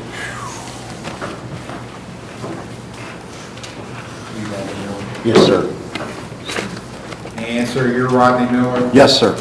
Mr. Miller, it's alleged in case number 24709 that on October the 28th in Rome Township, you operated a motor vehicle so as to willfully elude or flee a police officer after receiving a visible or audible signal to bring your vehicle to a stop. That's failure to comply with an order or signal of a police officer. It's a felony of the 4th degree. Maximum penalty, 18 months in jail, $5,000 fine. 24710 is a second charge filed against you. It's a obstructing official business charge. It's alleged October 28th, Rome Township. You purposely prevented, obstructed, or delayed a public official in the performance of their official duties. That's a second degree misdemeanor. Maximum penalty is 90 days in jail, $750 fine. Do you understand these two charges? Yes, sir. And I've explained rights several times. Do you understand your rights? I'm happy to go over them again. No, I understand. Thank you. Do you wish to be considered for a court-appointed lawyer? No, we're trying to find an attorney. Thank you. Okay. So I'll set your, well, now here's one thing. I was going to set it for the 22nd of November, but you got the felony charge. So one of our rules is a felony is considered so serious that you have a right to make the state bring its evidence before the court within 15 days of the time that your case comes up. That's your right. You can go longer if you waive that right. I'll give you more time than 15 days if you want. Do you want to make them bring their evidence in 15 days, or you want to go longer than that? I was going to set it the 22nd, which is going to be more than 15 days. I'd like the 22nd, that would be fine. Okay. Thank you. I'm going to set it November 22nd for preliminary hearing and pretrial at 10 a.m. And your bonds continue that you posted. And I'm indicating you will hire counsel. And we will need him to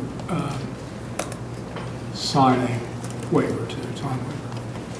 Okay, you're going to sign something that just says you agree the time Yes, is sir. waived, and then be back here on November 22nd for your next hearing, unless your lawyer says they've made arrangements for a different date. Yes, sir. Okay? Thank you. And you're free to go. State of Ohio versus Dolores Hill, case number CRB 23568, CRB 23536.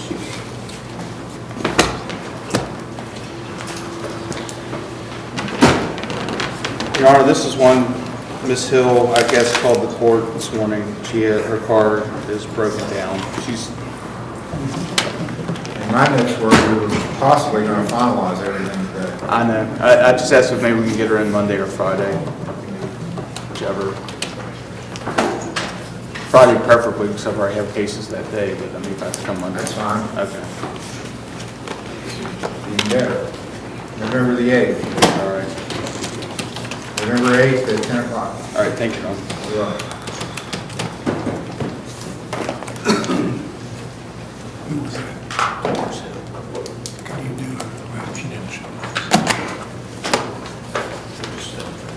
Okay. State of Ohio versus Adria Price, case number CRB 24693.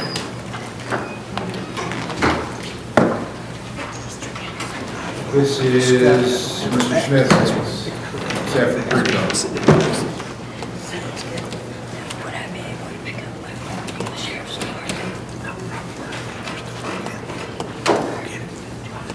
Judge, I filed discovery. We were in court just Monday, just 4 days ago. The state's not had time to respond yet. I would ask we come back for another pretrial within a week or two. Mr. Hill. Your Honor, if it please the court, and this is one in which I know the court's very well aware of the circumstances. And this case, as well as the case involving this young lady's mother, both involve guns. And they're right next door to the people who've been threatened by them on various occasions. So it's my understanding, I don't know where she's staying at this point, but we would prefer that she not be right next door to everyone's victims at this time. It's an allegation at this point. We're not to put her in jail to punish her. There's nothing, you haven't bothered her, have you? No, I stayed in the house. I think she's got a right to stay at her house. Somebody bonded her out, apparently, that lives far away from here. Maybe she could go stay with them. Well, Okay, I'm not going to make that a condition. There's been no allegation of anything further, and ma'am, avoid contact. If I did make it clear there's a protection order issued to stay away, I think there's already one in place from the neighbors. And, also, in his mailbox, and I have his. We'll talk about that. Look at the discovery. We'll sit down and talk about it. So when do you want to come back for another? Judge, I anticipate I'll have the discovery very shortly. We can come back. I'm here the 18th, 22nd. Let's do the 18th. Okay. 11, 18th at 10 o'clock. November the 18th at 10 o'clock will be the next one.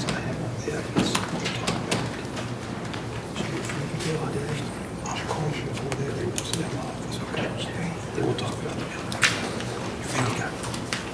What church? Local church?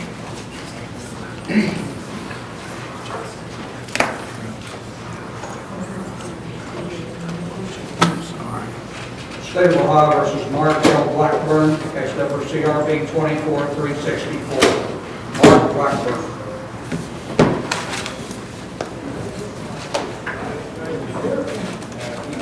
This is Mr. Smith's case set for pretrial. It is, Judge.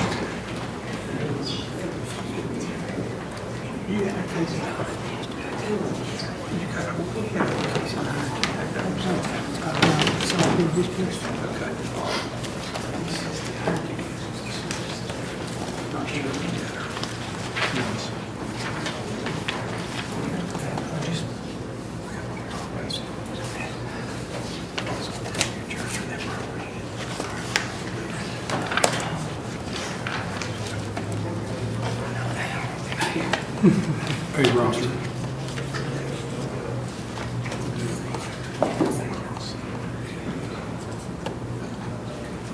Your Honor, this is the matter that involved actually a domestic violence charge that was filed in Ironton Municipal Court. And then Mr. Blackburn ended up in this jurisdiction, and when he was arrested, he had this weapon. The charges in Ironton Municipal Court were resolved to the satisfaction of the alleged victim in that matter. The charges were actually dismissed after a 90-day continuance, I believe. But in this matter, what we would propose is that if he paid the court costs and consented to forfeiture of the weapon, that we would be okay with the dismissal of the charge. Judge, I spoke to my client. He's agreeable with that. It's his son's gun, but it is in his name, so it is legally his firearm. He is willing to forfeit and pay court costs. Is that correct? Yeah, I was unaware of the charges, Your Honor, but I know him now. He said he wasn't aware of what the law is on the law, right? But he is now very aware of how to transport a long rifle. What's the description of the weapon? It's a 22. Your Honor, let's see.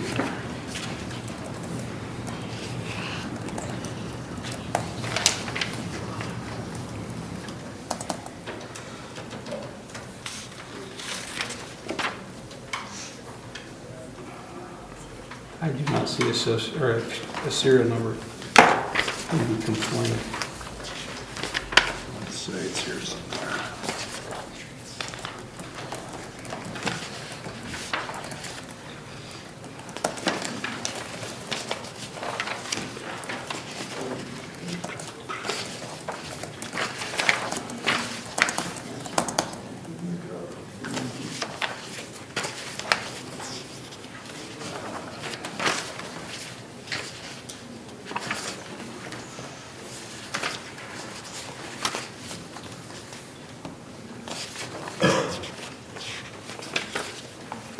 All right.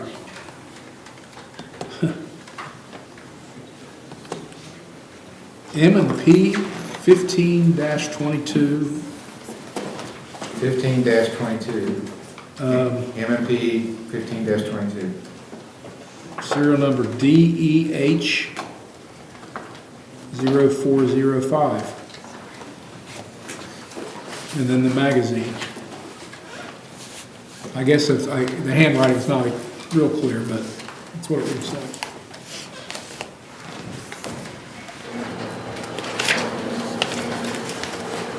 Is he able to pay the cost of that?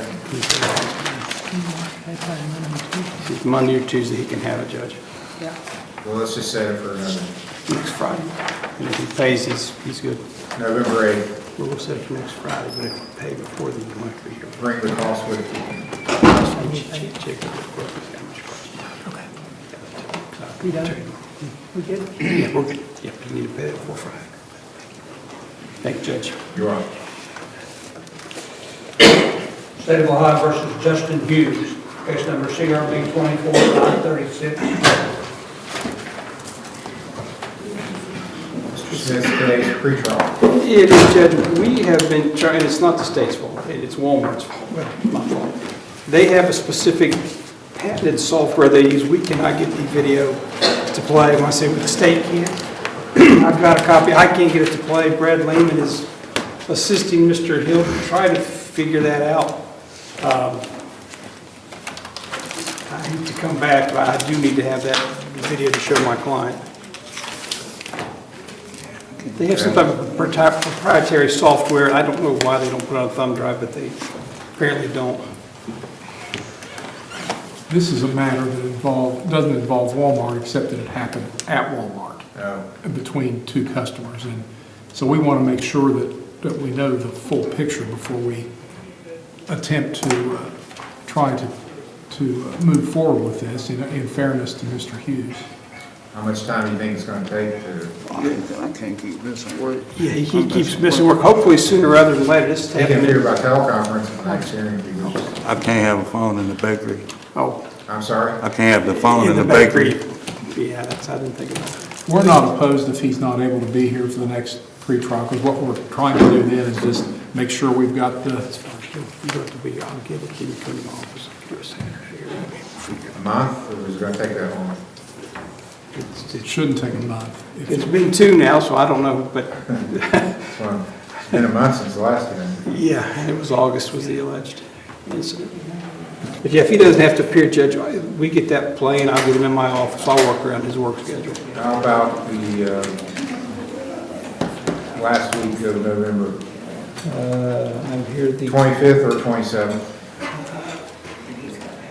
27th is a Wednesday. I don't think I have anything, let me double check the day before you. 25th is Monday. No, I can do Wednesday. You can do Wednesday, 27th? Yes, 25th I may or may not have a trial. Okay, But November 27th I'm open. November 27th, You don't have to be this your here. pre-trial, defendant doesn't have to be present. If I get that, we can watch it. I've seen it all. I mean, I know the business from a very, I did cook the food, but I never took it. But I know the records. Your Honor, I'm ready to go back to the Lawrence County Jail. You should have said something. Yes, sir. Michael Davis and Holly Wingate. Okay? Get them on the street. But here at the court, State of Ohio versus Brandon Potts, case number CRB 24306, CRB 2494, CRB 23712. Appearing via Zoom, Judge. Potts is telecom. Yes. Mr. Smith is his lawyer. Set for pre-trials.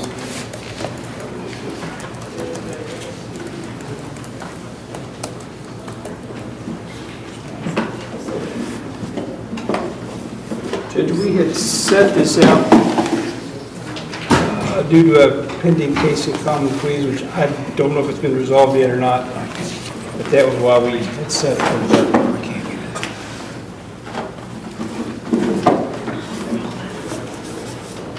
Yeah, well, the note that I have in the file dated October 4th says he's been indicted, so if that is around when it happened, I'm sure nothing has been resolved yet.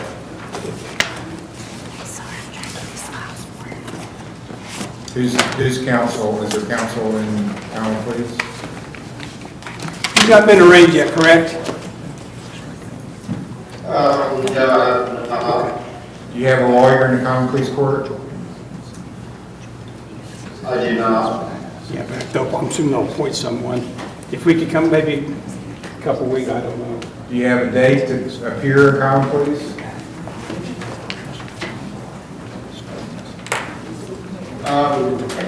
I'm not sure what the date is, Your Honor.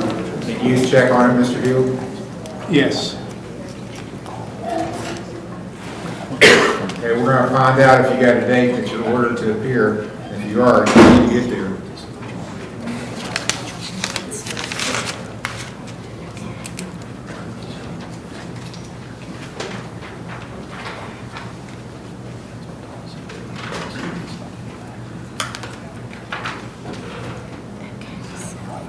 So he's indicted on the strangulation, F4, and the domestic violence, M1.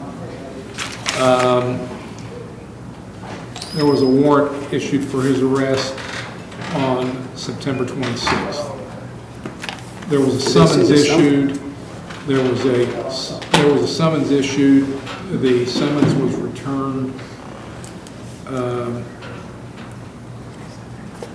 And that was, all right, it doesn't look like the summons was served on him, and so they issued a warrant.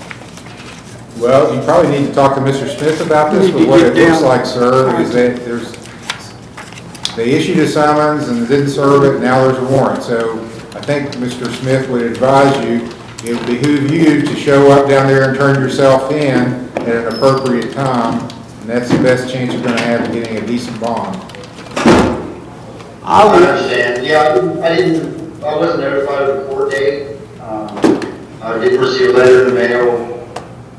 I changed my address with the court back in July, so I'm not sure why that they didn't send it to my new address. Sometimes that happens if you got new address, but we got to hit it head on. I mean, I don't know if I'm your lawyer down there, but I will help you get that situated. We get down in front of one of the judges and get you arraigned. But you're obviously out of town today working. When are you back this way? Lawrence County? Well, they've got us working mandatory 50s a week, so on Monday through Friday, I'm at work until probably after the first of the year. Sir, you can't wait that long, because this warrant's going to be good anywhere in the United States. Yeah, I don't want to have a warrant. I never would have just court out there to be there. Okay.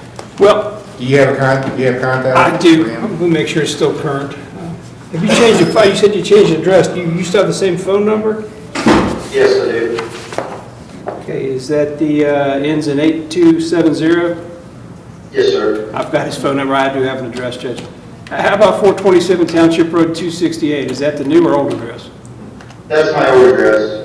Oh, I see where the problem is. You might give me your new address? No, it's 6395 State Route 139 in Jackson, Ohio. So 45640. 45640. Okay. Yes, sir. Well, then I'm going to call you. I'm going to get out of court. We're going to talk, but we'll get it resolved and get you. You're not willfully not obeying the court, or you just hadn't hit the summons. Okay. You want to continue it for a month? If you do have a month, Judge, that'll give me time to help him get in front of one of the, maybe even might do a Zoom arrangement. I'll call you.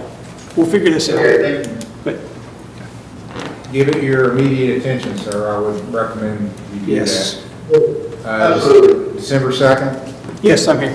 So I'm going to give you a month to hopefully get your thing in common pleas lined out, and then come back here on December 2nd for your next hearing in this court. Okay. I'll work on it for you. Okay. Thank you. Appreciate it. Yes.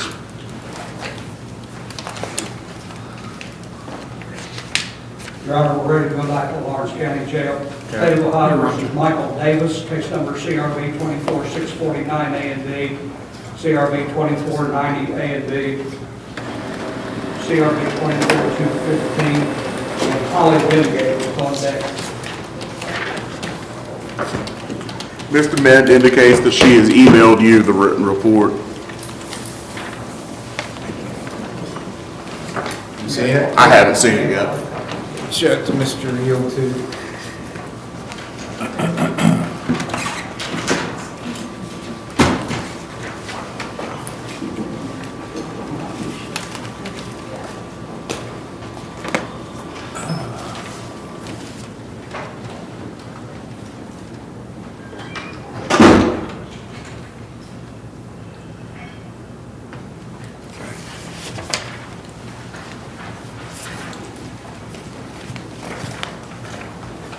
I forgot to mention too, whenever I stopped going to OPT over there, I tried to switch to another open and another place in South Point for outpatient, and they said that I couldn't because I was court ordered by the judge that he would have to, they just go, you know what I mean, I had to have approval from the judge to move. It wasn't like I was not trying to go at all, I tried to switch, but they said I couldn't without the judge's permission.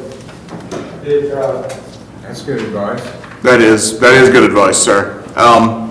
Your Honor, I see the report. It speaks for itself. My understanding is he has been discharged from OVP.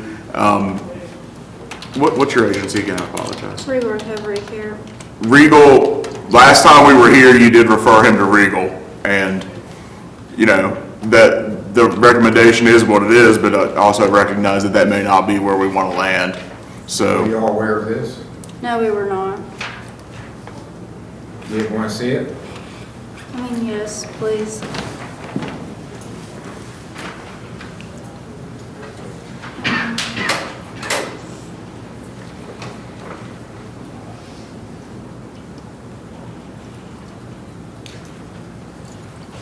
I was compliant the whole time I was going there, and I tried to switch. Probably, Mr. Davis, I'd advise you probably need to stay quiet. It's probably not, you're not going to help yourself at this point, sir. Just let's see what the judge decides to do, and we'll maybe react to that, but let's just stop for the moment.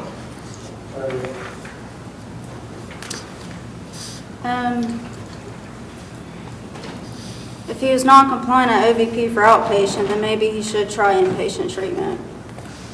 My understanding is Regal doesn't actually offer inpatient treatment, so we're probably gonna need to get a different referral. Okay, I can agree with that. I tried to switch to go somewhere else, they was on compliant, they gave me my medicine. OVP doesn't have any beds. I don't know if anyone else, does anyone have beds at the moment? We've got several choices back there, Your Honor. You don't want to, I missed the whole thing. this is going to be a tough, he's a tough one, my impression. I mean, I tried to switch to go somewhere else. Sir, All right, what sir. I tried you before. Just a moment, please.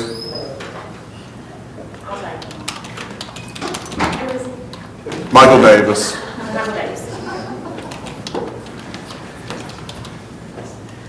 I don't know if you want him. Do you really want him? Sure. Yeah, I'm used to diagnosis.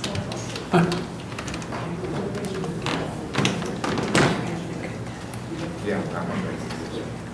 Okay, is he willing to go in? Are you willing to go to inpatient if that's what's recommended, sir? I'm gonna maybe speak a little out of turn here and indicate to you, give you the hint that you're likely to have the choice between going to inpatient or sitting in the jail, if that helps guide your decision. How long is this program and where's it at? I don't know where it's located. Why don't you call and talk to I got the him? number like everybody's passing me around, so I don't Oh. know. He's at the jail. Do you mind calling him? Sure. We'll give you a chance to talk to her, and then you can make a decision. So I'd ask to have this case recalled again, Your Honor. He'll be called. Your Honor, one thing I'd like to do for his consideration is to take accounting of what he could potentially end up doing in jail if he doesn't start changing his way of thinking about these things. Because he pled guilty to an assault previously and got 180 days with 160 suspended. He was supposed to do 20 days in jail, which I think that's... Which he didn't do. Which he didn't do. And then he pled guilty to the resisting and disorderly, and I think that our intention was for him to do extra time on the 20 days until today, and then he could go to treatment. But I don't think that the court I has. never pled guilty to anything. I don't You think did, that sir. the court has actually sentenced him. No, he's set for sentencing. Willing to. So. I'll okay, sir, your guilty plea is withdrawn. No, I mean, I didn't know that they were already entered the. You did. We entered the plea. We're set for sentencing at this point, sir. I said I didn't understand the last time when you know you were. All right. I didn't understand. Your Honor, Your guilty plea is withdrawn. For the record, however, I'd like to indicate to the court that I spoke to him by phone, and I was certain he understood what we were doing. I don't want... Guilty to it. I'll plead All right. guilty. I just didn't understand, sir. Well, I just want the record to reflect that I did not enter a guilty plea on behalf of a client that didn't understand what was going on. I understand. Thank you. Your guilty plea is withdrawn. You're back to ground zero. We'll deal with you later. Thank you, Your Honor. You're welcome. State of Ohio versus Holly R. Wingate, case number CRB 24704, Lawrence County Jail.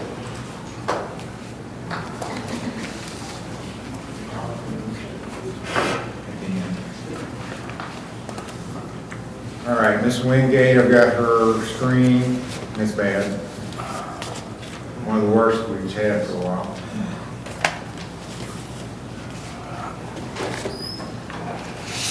So you definitely need to go to inpatient treatment.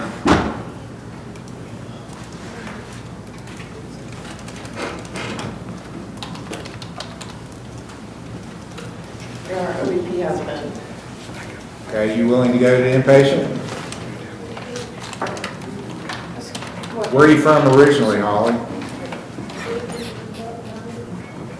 Would you say Fayette County? What town? Move your microphone a little closer to your mouth. I'm not hearing. Tell me again. Oak Hill, okay. Oak Hill, West Virginia. You been in treatment before? In Huntington? What agencies?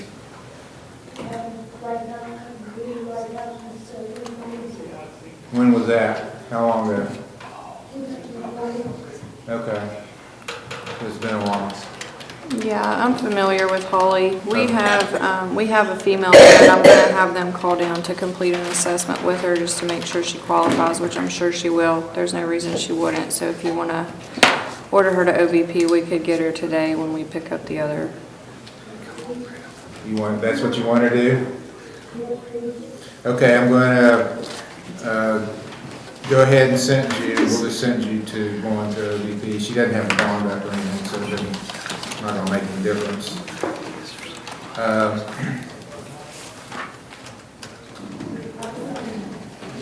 Is there anything else you want to tell me before I send you?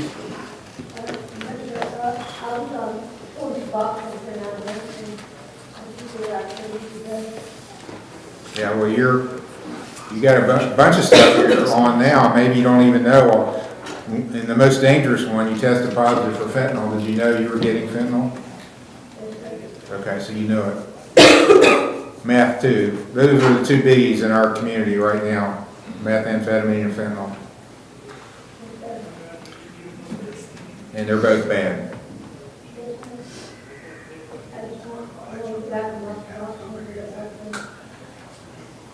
Okay, they'll evaluate you for that at OVP. Okay, $100 fine, which I'll suspend if you successfully complete treatment, because I know you don't have any money. Or you pay the court costs. 60 days in jail. Give you credit for 2 days served, suspend 58. Order you to treatment at OVP, inpatient.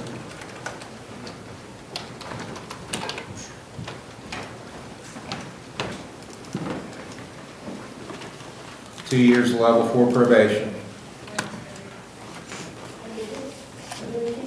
Yeah, probation, that's just to make sure you do what you're ordered to do.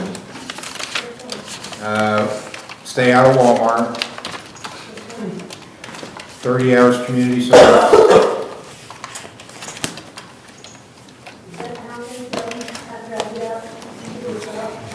Right now, the main thing is you getting clean, so we'll worry about the community service after you get clean, at least for a while. Once you finish OVP, then we'll worry about your community service you've got to do. You'll have a review hearing, then we'll go less than 30 days out. So the 27th of November.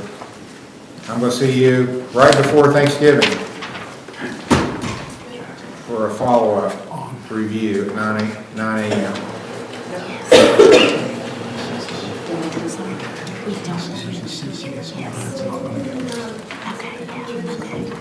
What medicine do you have? Yeah, do you have it at the jail? Where is it? Whatever medicine she's prescribed, they will just refill for her when she gets there. They can run her report and see what she's prescribed and get that for her. Did you hear that? Okay. Anything else? Okay, you'll get picked up today. You said November 25th for her? November 27th. 7th, okay, thank you, Your Honor. That's Wednesday before Thanksgiving. Yeah, okay, thank you. You're welcome. State of Ohio versus Gregory A. Sparks, here at the court, case number 24581.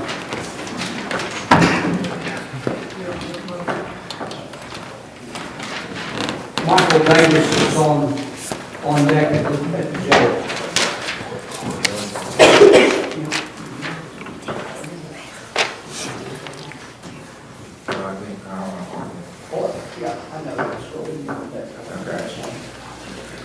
Gregory Sparks is Mr. Smith's case. Hey, Judge, I have a report from Hawk over in Huntington. I just have the one, but I need to make copies, but I can present it. Okay.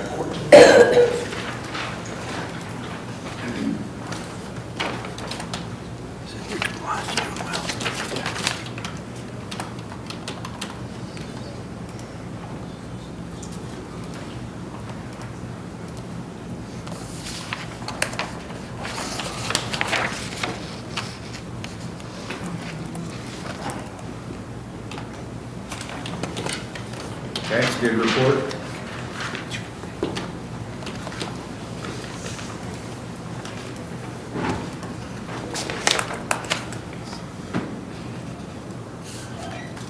We're getting there, Judge, but we've got some more work to do, I would say. I'd like for him to do urine screen today, because they don't say it's had urine screen, so I'd like for him to do that. So let's do that, and come back after he does it. Fine. So you'll need to go to the probation office to get that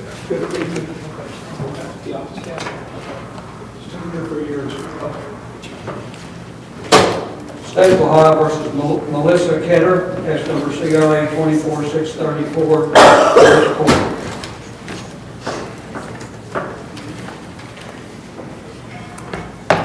Mr. Stiers' case, preliminary hearing. Your Honor, this matter is one that it's set for preliminary hearing. It is an F2, which is not a case that we would normally keep here. However, the amount that is alleged is sort of right on the edge of hitting into that higher territory. So the state wanted to give Ms. Ketter a chance to try to prove herself through treatment. She's begun treatment with OVP. She lives in Chapmanville, West Virginia. Are you going to Logan? Yes. She goes to OVP in Logan, and we have a report from Ms. Dement. Yeah, so I was able to speak with them this morning. They said that she's doing great. She's attending all of her appointments and she's progressing well in treatment at this time, and they're just going to continue to follow up with her. Okay, very good. Good report. Thank you for doing that.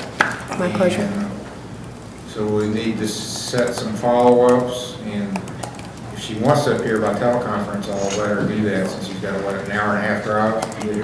Yeah, and I had to take a cab here, and so it's like almost $400. Oh my God. Yeah, she actually drove here in a cab, so I would appreciate if we could do amazing. Video, at least for the next time, assuming the state's willing to keep the matter here for now. And I'll get people from South Point say that I can't get there.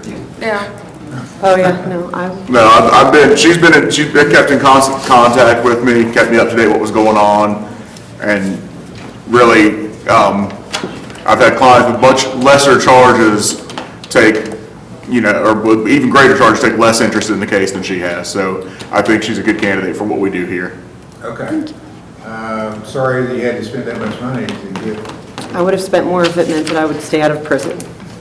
Well, I agree with that. I would do the same. So that's the right attitude to have. Yep.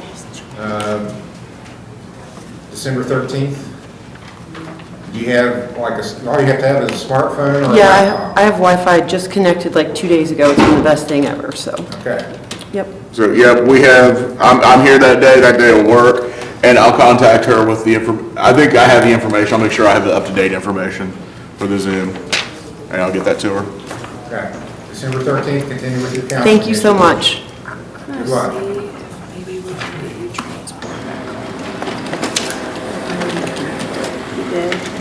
Yeah, I had to pay for it. State of Ohio versus Tyler D. Atkins, here at the court, case number CRA 24445. This is Mr. Morford's case. I believe, Mr. Atkins, that May I approach, Your Honor? Yes.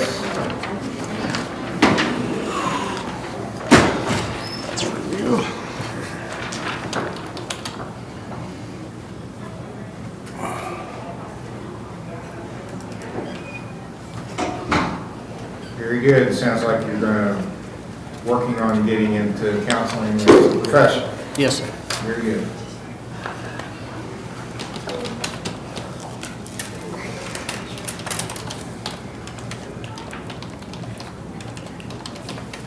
But I don't think we're ready to complete the case yet. So let's go, but we can go further out because he's doing so well. Maybe mid to late December. Okay. What's your schedule, Mr. Stratton? This is Mr. Morford's case. Oh, I'm sorry, it's Morford, that's correct. So let's just go ahead and set it for the 20th, December 20th. Thank you, Your Honor. You're welcome. Thank you. Good job.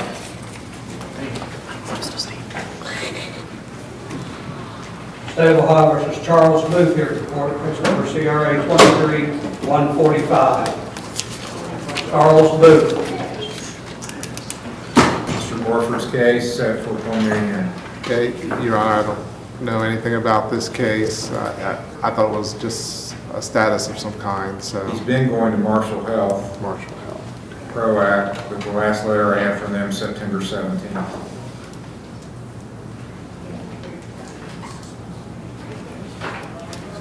So, it's the state one, how does the state one? And he had a screen August 2nd that was bad. Who is this, Your Honor? Charles Booth.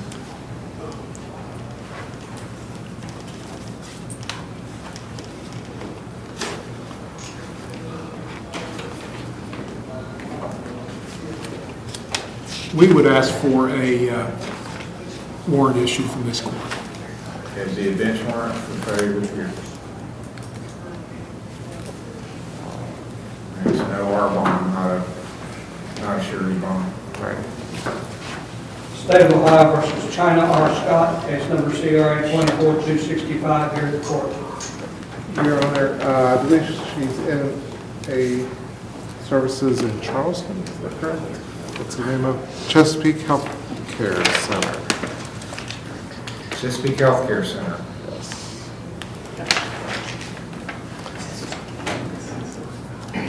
Can we keep her? Yeah. So Mr. Morford's case also, Your Honor. Yes.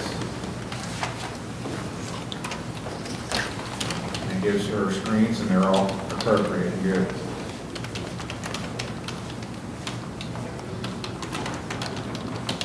Well, maybe getting close to being finished, but she's been involved with this court since May. Yeah. So we'll just continue and... Let's do that December 20th date also. Okay. December 20th will be your next hearing. And I'll let Mr. Morford know that. Thank you. All right, thank you, Your Honor. You're welcome. State of Ohio versus Belinda Fuller, case number CRB 24624, CRB 21753. Your Honor, this was added as on the docket today. There is a letter from Hometown. There's been some issues at Hometown. Here's one. Belinda. She here? She's staying right outside, Your Honor.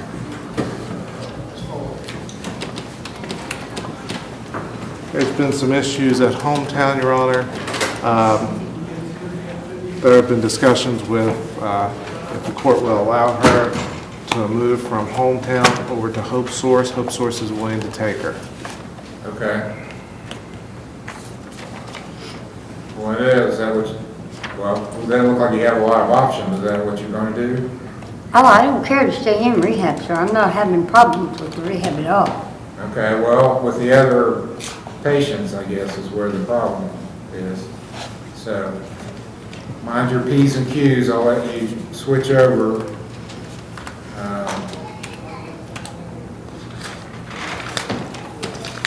And what's the name of the new facility she's going to go to? Hope Source. Hope Source. Okay. Do I still come see you on the 11th of this month? Yes. Okay. Yeah, you still want to keep that 11th date? Is it the 11th? 11th or 15th? I think it was 11th. I think it's the 15th. I think it's 15th. 15th. Okay, I Let's could keep be that. wrong. Huh? 15th. Okay, I'm sorry, sir. Let's write that down. The next hearing, and this is your case, isn't it? Oh, yeah, this one's mine, Your Honor. November 15th. Thank you. It's already on here. All right. Thank you, sir. Thank you, You're welcome. Try to get along with everybody. Yes, sir.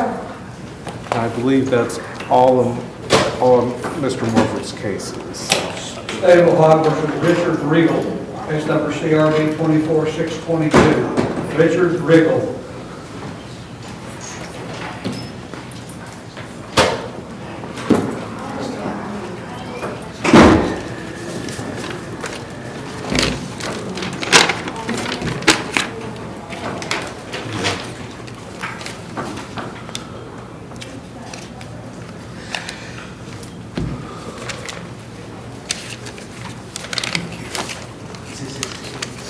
Yeah, you can have that.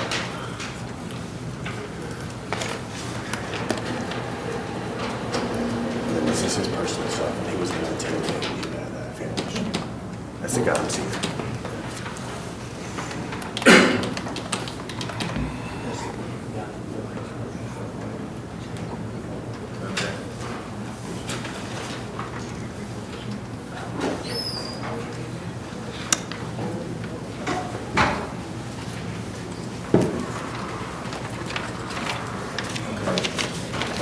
So I've got something from Marshall Health. I thought you were going to do something with the Veterans Association. Is that correct? No, sir, you asked me if I was a veteran, and I was not. You had just brought that up, just in case. Well, maybe wrong note then. I thought you were a veteran.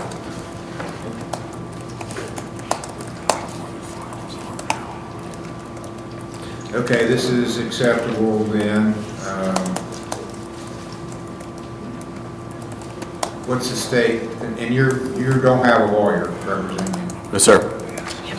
What's the state, and there's already been a guilty plea entered, so I think what we agreed to is you would go to some counseling and then come back and eventually I would sentence you. Yes, sir, 39 days sober today. Okay, very good.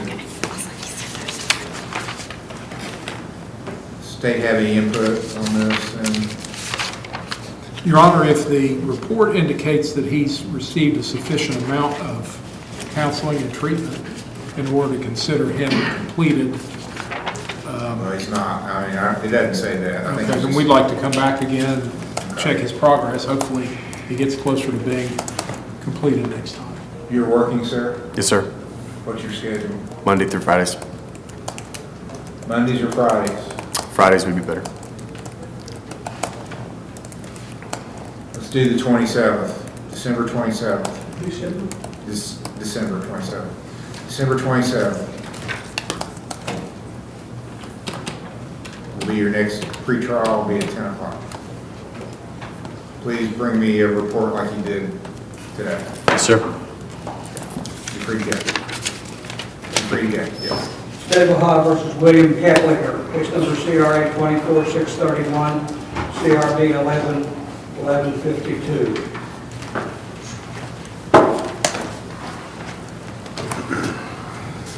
Okay, Mr. Kaplinger, it looks like you've got a charge you haven't been arraigned on. Have you received a copy of it?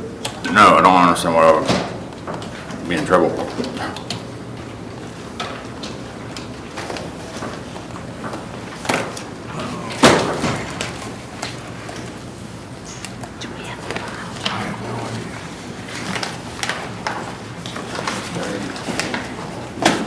It's an aggravated possession of drugs charge. Yeah. And it alleges that. I already did not, I got to court the 6th up here. I think that's what this is over. I'm sorry? I got a court up here, at the other courthouse on the 6th, and I think it's over. It's for this. What other courthouse? The one up there. The little courthouse by the bridge. Chesapeake? Yeah. They can't hear cases like this. Oh. It's charged as a felony. Well, I don't know. It's alleged that on July 16th, 2024, in Union Township, you knowingly obtained, possessed, or used methamphetamine, a Schedule II substance. That's a felony 5, carries a maximum penalty of a year in jail, $2,500 fine. You understand that charge? Yes. You haven't made a hire lawyer? No. Are you working? Yeah, but not full-time or nothing. Part-time? Yeah. What do you do? Construction. Are you paid by the hour? Yeah. How much per hour? $10. Okay, you're eligible for court appointed counsel then. Is Tyler still here? Or? I don't know.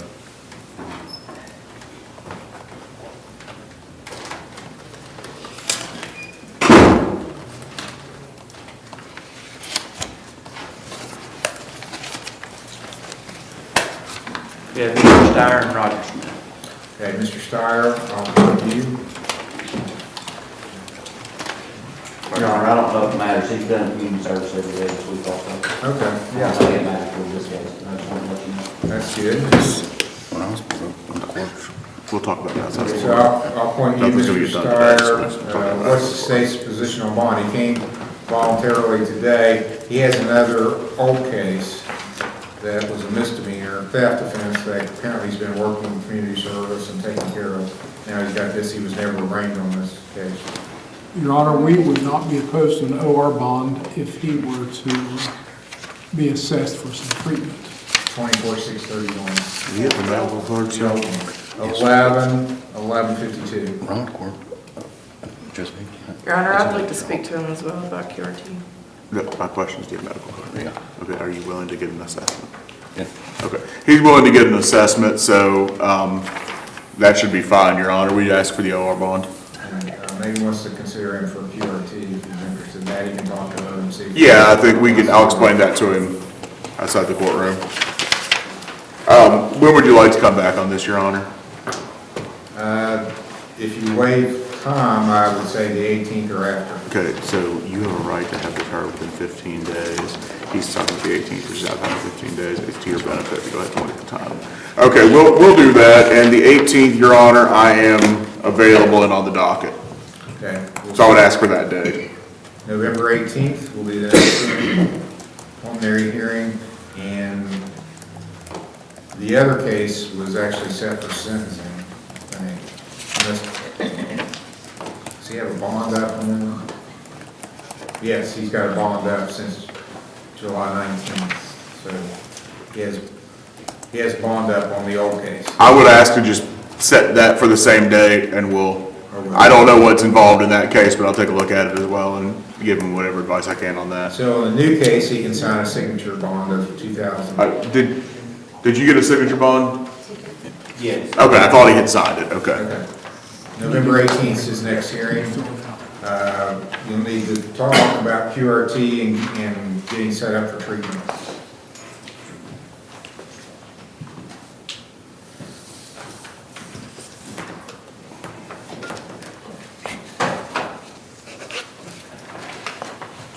Thank you.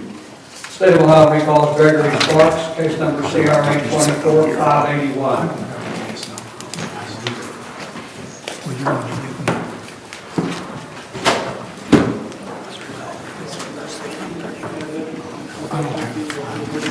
Well, it's not good.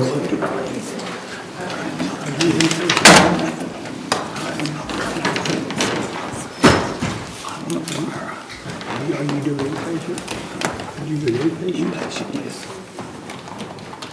But he's indicated what the results are. He says he's inpatient with Hawk, and he is on methadone. I don't know if that would But he's cause his results. Methadone, fentanyl, and ketamine. Oh, well, okay. Would certainly cause a methadone result, but, yeah. Your Honor, I put it in 2 separate cups just to verify, and it came back exactly the same on both cups. It did. He's not lying. Your Honor, I'm in an inpatient rehab. I mean, I really don't understand why this is coming back like this, but if I'd done something, I promise you, standing here in front of you, I would tell you that I did it. When did you start taking methadone? Been on it for a few months. Hawk is here also, Your Honor. I have the office manager emailing me his clean drug screens from Hawk, all the ones that we Well, have. I just emailed this one to Mr. Hetlinger. Okay, well, we're gonna have to be more vigilant. And I don't like him starting methadone. I mean, did you start that since you had these charges come up? No, I've been on it. I've been on it longer than that, but I've told them that I don't want to be on that. What's your milligrams per day? It's high. It's 200. Yeah, that's one of the highest ones I've ever had. Yeah. I mean, I'm not gonna lie to you. It is high, and I want to come off of it. You know what I'm saying? Yeah, he was on methadone when he was at OVP. This is the one that went to jail from OVP, and we got him into Hawk because they accept methadone. And he was West Virginia. Okay. Well, we got some work to do. Yes, I mean, sir. I would prefer to see you get off of methadone. Yes, sir. And there's some places now, for a long time, there wasn't any place to send you to have that happen. Right. There's some places now you can go to detox off of methadone. Right. Well, listen, Your Honor, I'm getting ready to go to phase 2, but if it's all right with you, whenever I go back there, I'll tell them that I want to come off methadone and see if I can do another 45 days to come off of it, because it's hard to come off of. But if I know. if you're willing to let me go another 45 days there inpatient to come off of it, then I'd be willing to do it. Okay, let's do this. Yes, sir. I'm thinking maybe come back 3 weeks and see where we are then. I'm here the 18th, 15th, I'm not, 18th I'm here. It's a little over 3 weeks. Or- That's a little. No, it's not, no, I'm here the Are you 22nd. 22nd? Yes. Do the 22nd is what I had in My mind. math is terrible. The 22nd is fine, Judge. Okay, 22nd will be the next hearing. 11/22 at 10 o'clock. But you gotta get that figured out. 11/22 at 10. Yeah, November 22nd. Let's address this and get it straightened out. Hey, Roger.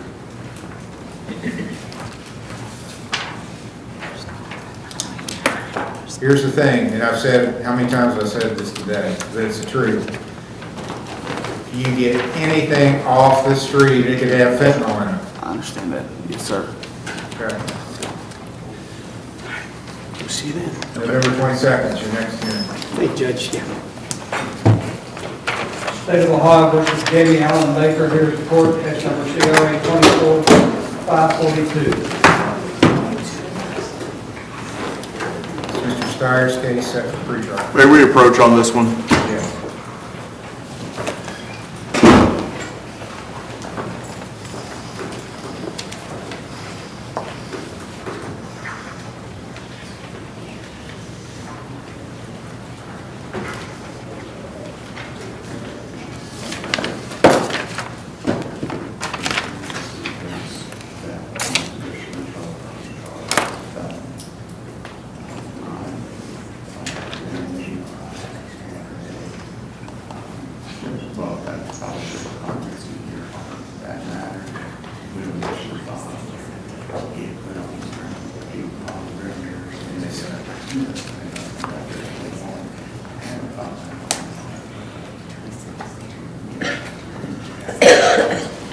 Because they won't pay for it on this sheet.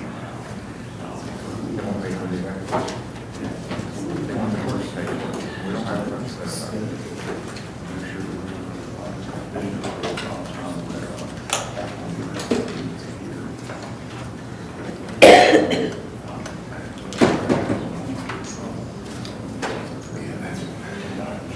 They should have just let their bill go through.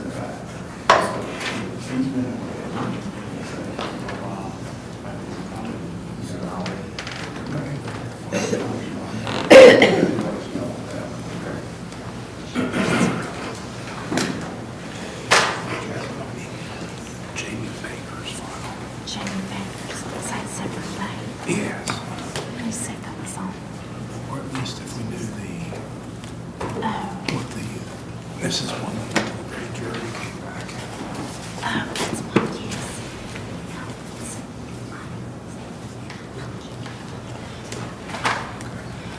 Do you have notes?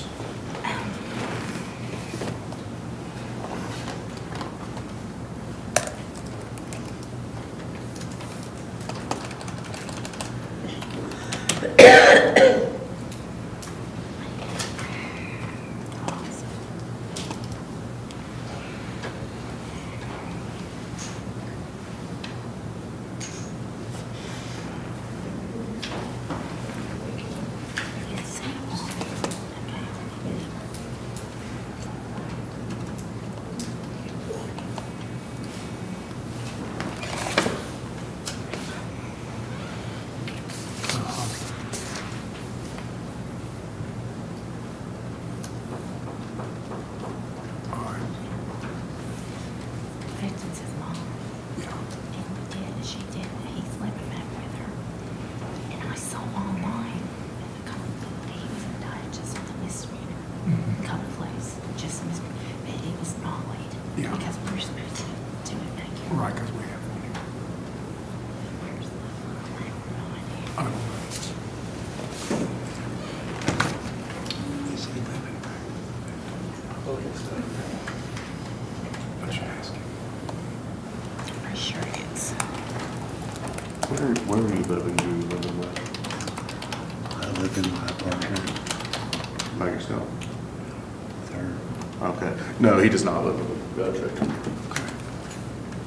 What I'd like to do is be able to just check with her and make sure everything's okay before we dismiss it. Okay. Today or another day? We can try today for that matter. She's at home right now. You have a phone number that's a good phone number? We have a number for her. Yes. 861. 864. Let's double check. That's the number I have. I'll try to. Okay, yeah. Okay. She's been texting me back and forth, so she's got it.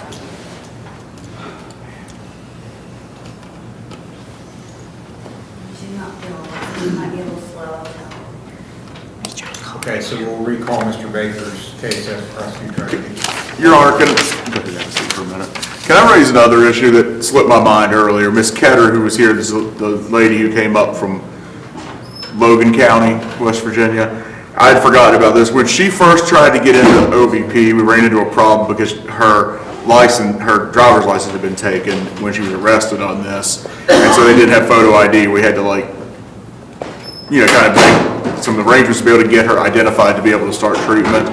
And I made some calls around, and they told me, and South Point PD, who was the arresting agency in this, told me they had sent her ID card to the court. I didn't find it in the file. So I don't know if you guys have her ID. If so, we were going to try to give it back to her today, which we forgot to do, so she's not going to get it today anyway. But are you aware whether that her ID had been sent to you guys? I think that would be highly unusual. No, it seems strange to me, but that's what I talked to. Talk to the clerk and see. Okay, I'll see what. Do you have any objection if it's here to release it to her? No. Perfect. That's all I needed to know. Thank you. We've had to make some arrangements to get it to her, but she's been without an ID for 2 weeks now. Thank you. State of Ohio recalls Jason M Clayborn, case number CRB 24650.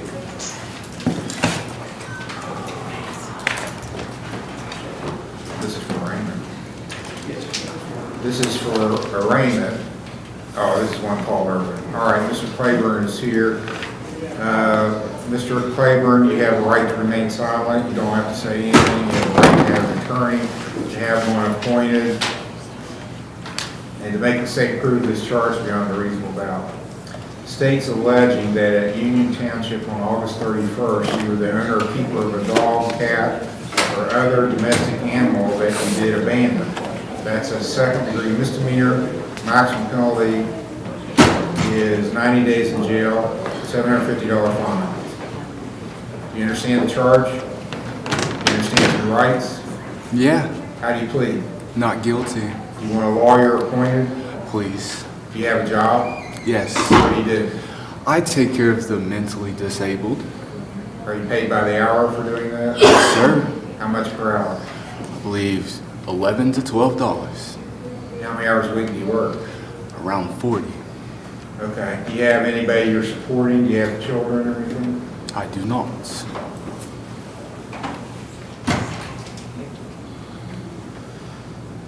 How long have you been doing that work? For 3 years now. Okay. Do you have any money saved? Do what? Do you have any money saved? I have a little bit. All right. I'm going to go ahead and appoint. Is Mr. Stratton still there? I believe in Gyre. Okay. I believe. Your Honor? Let's get you a lawyer. There's nobody in there, Your Honor. Mr. Steyer? Yeah. I'll appoint Mr. Steyer to represent you. Entering a not guilty plea.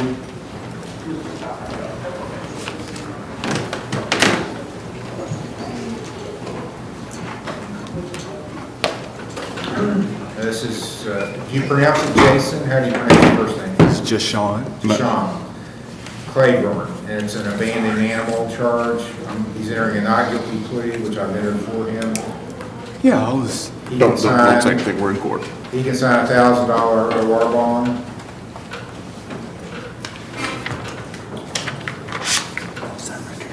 And set for excuse me, a pretrial.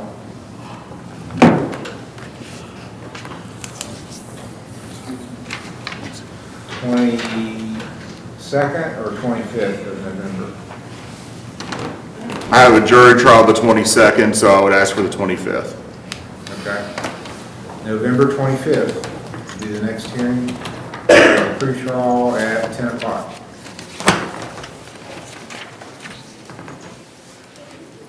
Mr. Steyer, Doreen has your other client's ID card that she can release to you. The judge said it was okay. Thank you. I apologize, we forgot to raise that in the.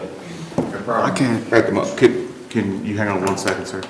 I will come out and talk to you, but we're on the record. Anything you say can be used against you. Anything you say in here can be used against you. If you say it to me out here, it can't be. You could say something that sounds completely innocent and it could still hurt the case. So it's just much better if we wait and talk out there, sir. That's all I'm telling you. I've been doing this for 20 years. I know what I'm doing. Just wait for me out here. I'll be out to talk to you in just a minute. Come on out, sir, your case is Okay, that's all. Here you go.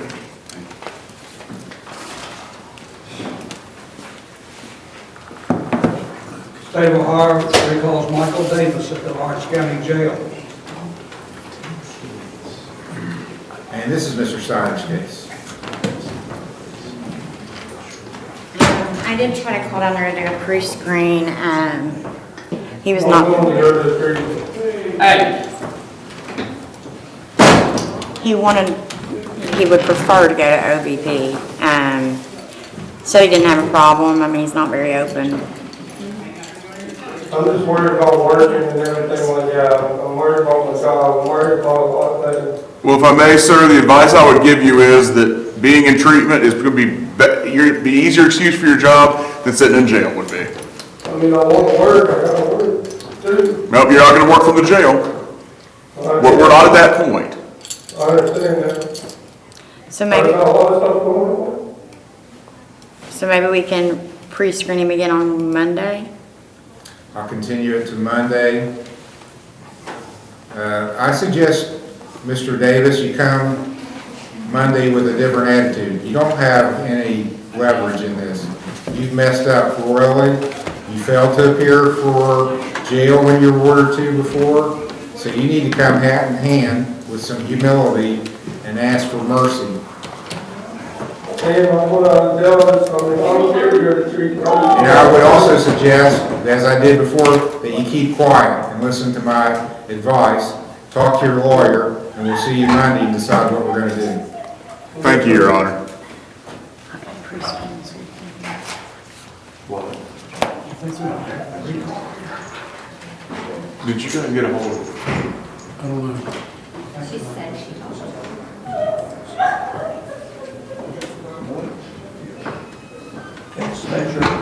Is it the full moon? State of Ohio recalls J Clayborn. Wait, who's this? Okay.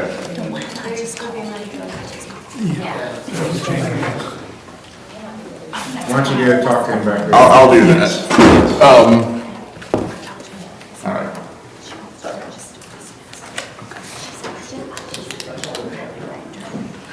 We still have to recall Baker.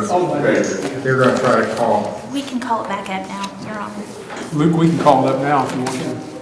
I'm sorry, I didn't mean to. No, Luke's back there. We'll take a recess, and then we'll come back. I'll come back after Mr. Sire's available. 6 months ago.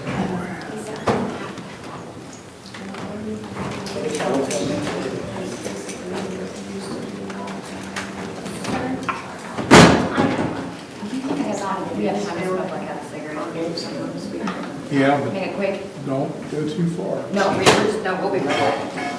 Yes.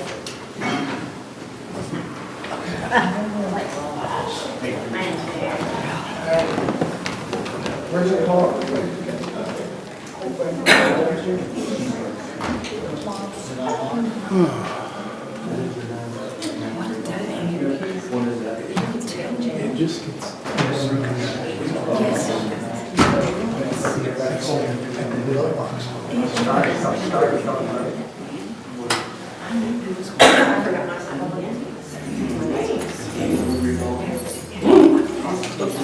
Something.